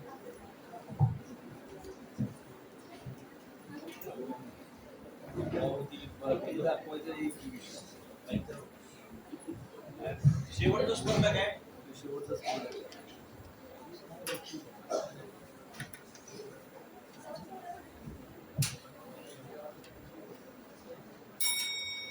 आदरणीय व्यासपीठ सादरपणा, व्यासपीठावर उपस्थित असलेले सर्व मान्यवर व माझ्या बंधू भगिनी, मी आज आपणास पुढे व्यर्थ न हो बलिदान हा विषय मांडत आहे. तरी कृपया तुम्ही शांतपणे ऐकून घ्याल अशी मी आशा बाळगते व माझ्या भाषणास सुरुवात करते. सर्वप्रथम ज्यांच्यामुळे मला स्वातंत्र्याचा आनंद, अनुभव व अनुभूती मिळाली त्या असंख्य स्वातंत्र्य योद्ध्यांना माझं मनपूर्वक वंदन. स्वातंत्र्य हा राष्ट्रध्वजाचा प्राण आहे. स्वातंत्र्य हा राष्ट्रध्वजाचा प्राण आहे आणि हा प्राण अनेक स्वातंत्र्य सैनिकांनी बलिदान करून वगैरे प्राण केलेले आहे. स्वातंत्र्य हा राष्ट्राचा प्राण आहे. स्वातंत्र्य हा राष्ट्राचा प्राण आहे आणि प्राण हा अनेक शेकडो लोकांनी गतप्राण व बलिदान होऊन तयार केलेले आहे. तुम्ही आम्ही सारे आज स्वातंत्र्याचा सूर्य पाहतोय. स्वातंत्र्याचा सूर्य पाहतोय. पण तुम्हाला माहिती आहे का, भारताच्या स्वातंत्र्यासाठी भारताच्या स्वातंत्र्य सैनिकांनी आपल्या घरावरती तुळशीपत्र ठेवून देशासाठी समर्थन दिलं, त्याचं आपण कुठेतरी कृतज्ञ ठेवणं हे आपलं कर्तव्य आहे. पण आपण ठेवतो का? नाही ठेवत. आणि ज्यांनी कृतज्ञ दिले, मग ते भगतसिंग असू द्यात किंवा राजगुरू असू द्यात, ते मदतीसाठी तयार झाले. स्वातंत्र्यासाठी ज्या विचारांनी, ज्या स्वातंत्र्य सैनिकांनी ज्यांनी आतापर्यंत बलिदान दिलं, त्याचा आपण जाणीव ठेवतो का? तर नाही ठेवत. आता आपण बऱ्याच जणांनी भाषण केलं की स्वातंत्र्यासाठी एवढ्यांनी आहुती दिली, बलिदान दिले. आता मग अशी ती मुलगी भाषण करते, नाही दिलं, थोडंफार आठवलं. मागं काही मुली हसत होत्या, कोणी गप्पा मारत बसते. तिथं किती जण मनापासून इथं भाषण ऐकताय? नाही ऐकत. कोणाला असं झालं तर कधी वर्ग सुटतोय, कधी संपतोय, मी कधी बाहेर जातोय, कधी मी फोन घेऊन बसतोय. सगळ्यांच्या डोक्यात एवढे विचार चालू. भारताविषयी बोलायला सुद्धा तुम्हाला म्हणजे आठवत नसेल. आता ते मगाशी एक मुलगी बोलली की आपला भारताचा आता 75 अमृत महोत्सव साजरा केला चालला आणि किती जण मुलं तर बघून 14 मुलं. म्हणजे तुम्ही एवढे जण बसले, खरं तर 14 मुलं तर भाषण ऐकायला बसले असते आणि एवढे मुलं जर भाषण करत असते तर तो एक भाग वेगळा होता. पण जे भाषण करताय त्याचं तुम्ही किती मनपूर्वक ऐकताय. आता सगळेजण म्हणजे बसले तरी मग अशा त्या मुलीचं भाषण नाही दिलं आठवत, तुम्ही त्याला प्रोत्साहन द्या. बाबा नाही झालं, तू प्रोत्साहन कर, ऍटलीस्ट प्रयत्न तरी कर. नाही तर तुमच्या गप्पा चाललेला, कोणी हसत होतं, कोणी झोपलं होतं. मग हेच का तुमचा 75 महोत्सव? अमृत महोत्सव आहे, पण जो खऱ्या अर्थाने तुम्ही जस्ट मनापासून ते मनात आणता. परत दिवशी रक्षाबंधन झालं, रक्षाबंधन तेवढ्या पुरते. आणि मी ज्या दिवशी दुसऱ्या दिवशी कॉलेजला आले त्या दिवशी तिथे राखीची कळत पडली होती. मग हाच का तुमचं रक्षाबंधन? एक मुलगी म्हणली की डीपीला ठेवताय, बरोबर आहे तिचं, तेवढं पुरतं तुम्ही ठेवता. पण किती तुम्ही मनातून राष्ट्राविषयी तुम्हाला किती प्रेम आहे. भारत माझा देश आहे, सारे भारतीय माझे बंधू भाऊ आहेत. त्या दिवशी म्हणजे एक प्रसंग आहे, मी चिखल होता म्हणून मी वरच्या त्या साईडवरून चालणार, तर मुलाचं चाललेलं, मी सांगत होती. तर मुलांचा विषय काय, तिथून कशाचा, ते झाडावरून सांग. म्हणजे मुलांची ही दृष्टी, आपली दृष्टी चांगली तर आपल्या सृष्टी चांगली दिसते. आणि आता स्वातंत्र्य मिळवण्यासाठी आता माझा विषय काय द्यायचं बलिदान. आता बऱ्याच स्वातंत्र्य सैनिकांनी बलिदान दिलं, पण आपण त्याचं आचरणात आणतो का? शिवाजी महाराजांपासून स्टार्ट झाला, त्यांनी स्वराज्य मिळवण्यासाठी किती कष्ट केले, पण तेव्हापासून स्टार्ट झालं. त्यानंतर मग बरेच स्वातंत्र्य सैनिक होऊन गेले. स्वातंत्र्य सैनिकांच्या विचाराची इतकी विचारात प्रगती झाली की प्रत्येक जण म्हटलं की जोपर्यंत स्वातंत्र्य मिळते तोपर्यंत आम्ही शांत बसणार नाही. त्यातलाच एक थोर व्यक्तिमत्व स्वातंत्र्यवीर सावरकर. स्वातंत्र्यवीर सावरकर हे नाशिक मधले आहेत. स्वातंत्र्यवीर सावरकरांनी अभिनव भारताची स्थापना करून त्यांनी अनेक युवक एकत्र केले. युवकांना एकत्र आणण्यास त्यांनी प्रोत्साहन केले. त्यातील एक युवक मदनलाल धिंगरा एक असा एक युवक आहे ज्याचे वडील डॉक्टर होते, त्यांचे इंग्रजी चांगले संबंध होते आणि त्यांच्याकडे सगळं चांगलं म्हणजे सोयीसुविधा चांगली होती. ही घटना विचार करायला लावणार आहे तुम्हाला, आम्हाला. तुम्ही जरा म्हणजे विचार करा त्यावेळेच्या परिस्थितीने आताच्या परिस्थितीला आपण विचार केला तर ही घटना आपल्याला काहीतरी शिकवून जाईल. मधुराम लीगरांवर छत्रपती सावरकरांचा प्रभाव होता, त्यामुळे ते इंग्रजांच्या विरोधात म्हणजे जायला तयार झाले. त्यांचे वडील म्हणाले, तू कशाला त्या स्वातंत्र्याचा बाता करतोयस, कशाला हव्या तुला या गोष्टी, इंग्रजांचा आणि आपले जरा चांगले संबंध आहेत, तू कशाला या भानगडीत पडतोयस.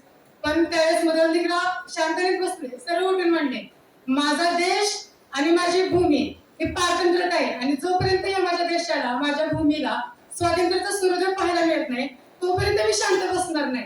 आणि ते दुर्दैवाने त्यांना घराबाहेर काढलं गेलं, पण घराबाहेर काढले तर ते थांबले नाही, ते उलट लढत राहिले.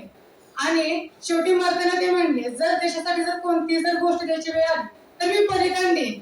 असं बलिदान अशा बलिदान अखंड बलिदान देईन ज्यामुळे माझ्या हिंदुस्थानाला स्वातंत्र्याचा सूर्योदय पाहावा लागेल. तर मग मी अशा आणि बलिदान देईन, मला जर पुन्हा जन्म मिळाला तर मी पुन्हा बलिदान देईन.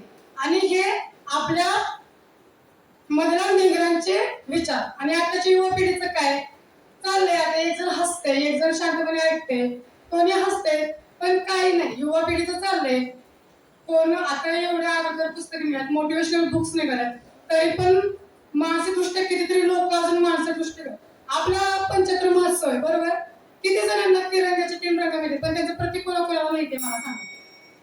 नाही माहिती बऱ्यापैकी. केशरी रंग हा त्यागाचा आहे, पांढरंग हा म्हणजे सत्याचा धर्म, सत्याचा मार्ग दाखवतो, आणि हिरवा रंग ज्यावर आपण सगळेजण अवलंबून. जाता जाता एवढंच म्हणेन की जब जब तिरंगा लहराता है, जब जब तिरंगा लहराता है, ए शूरवीरो हमें तुम्हारी याद आती है, हमें तुम्हारी याद आती है. जय हिंद, जय महाराष्ट्र, जय कर्मठ.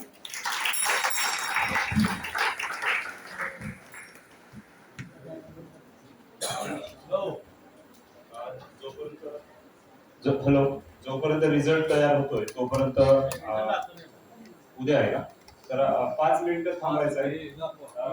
जे भारताचं स्वातंत्र्य मिळालेलं आहे, जे 75 वर्ष आज आपण साजरा करतोय, तुम्ही वरती कॅरेट बघायचं आहे सगळे, हो बघायचंच आहे, हो 5च मिनिटांमध्ये आपण उरकणार आहोत. ऍक्च्युली भारत सरकारनं आपल्याला एक भारताचं जे स्वातंत्र्य मिळालं आहे ते विभाजनावर आधारित कसं होतं हे सगळ्यांना सांगण्यासाठी एक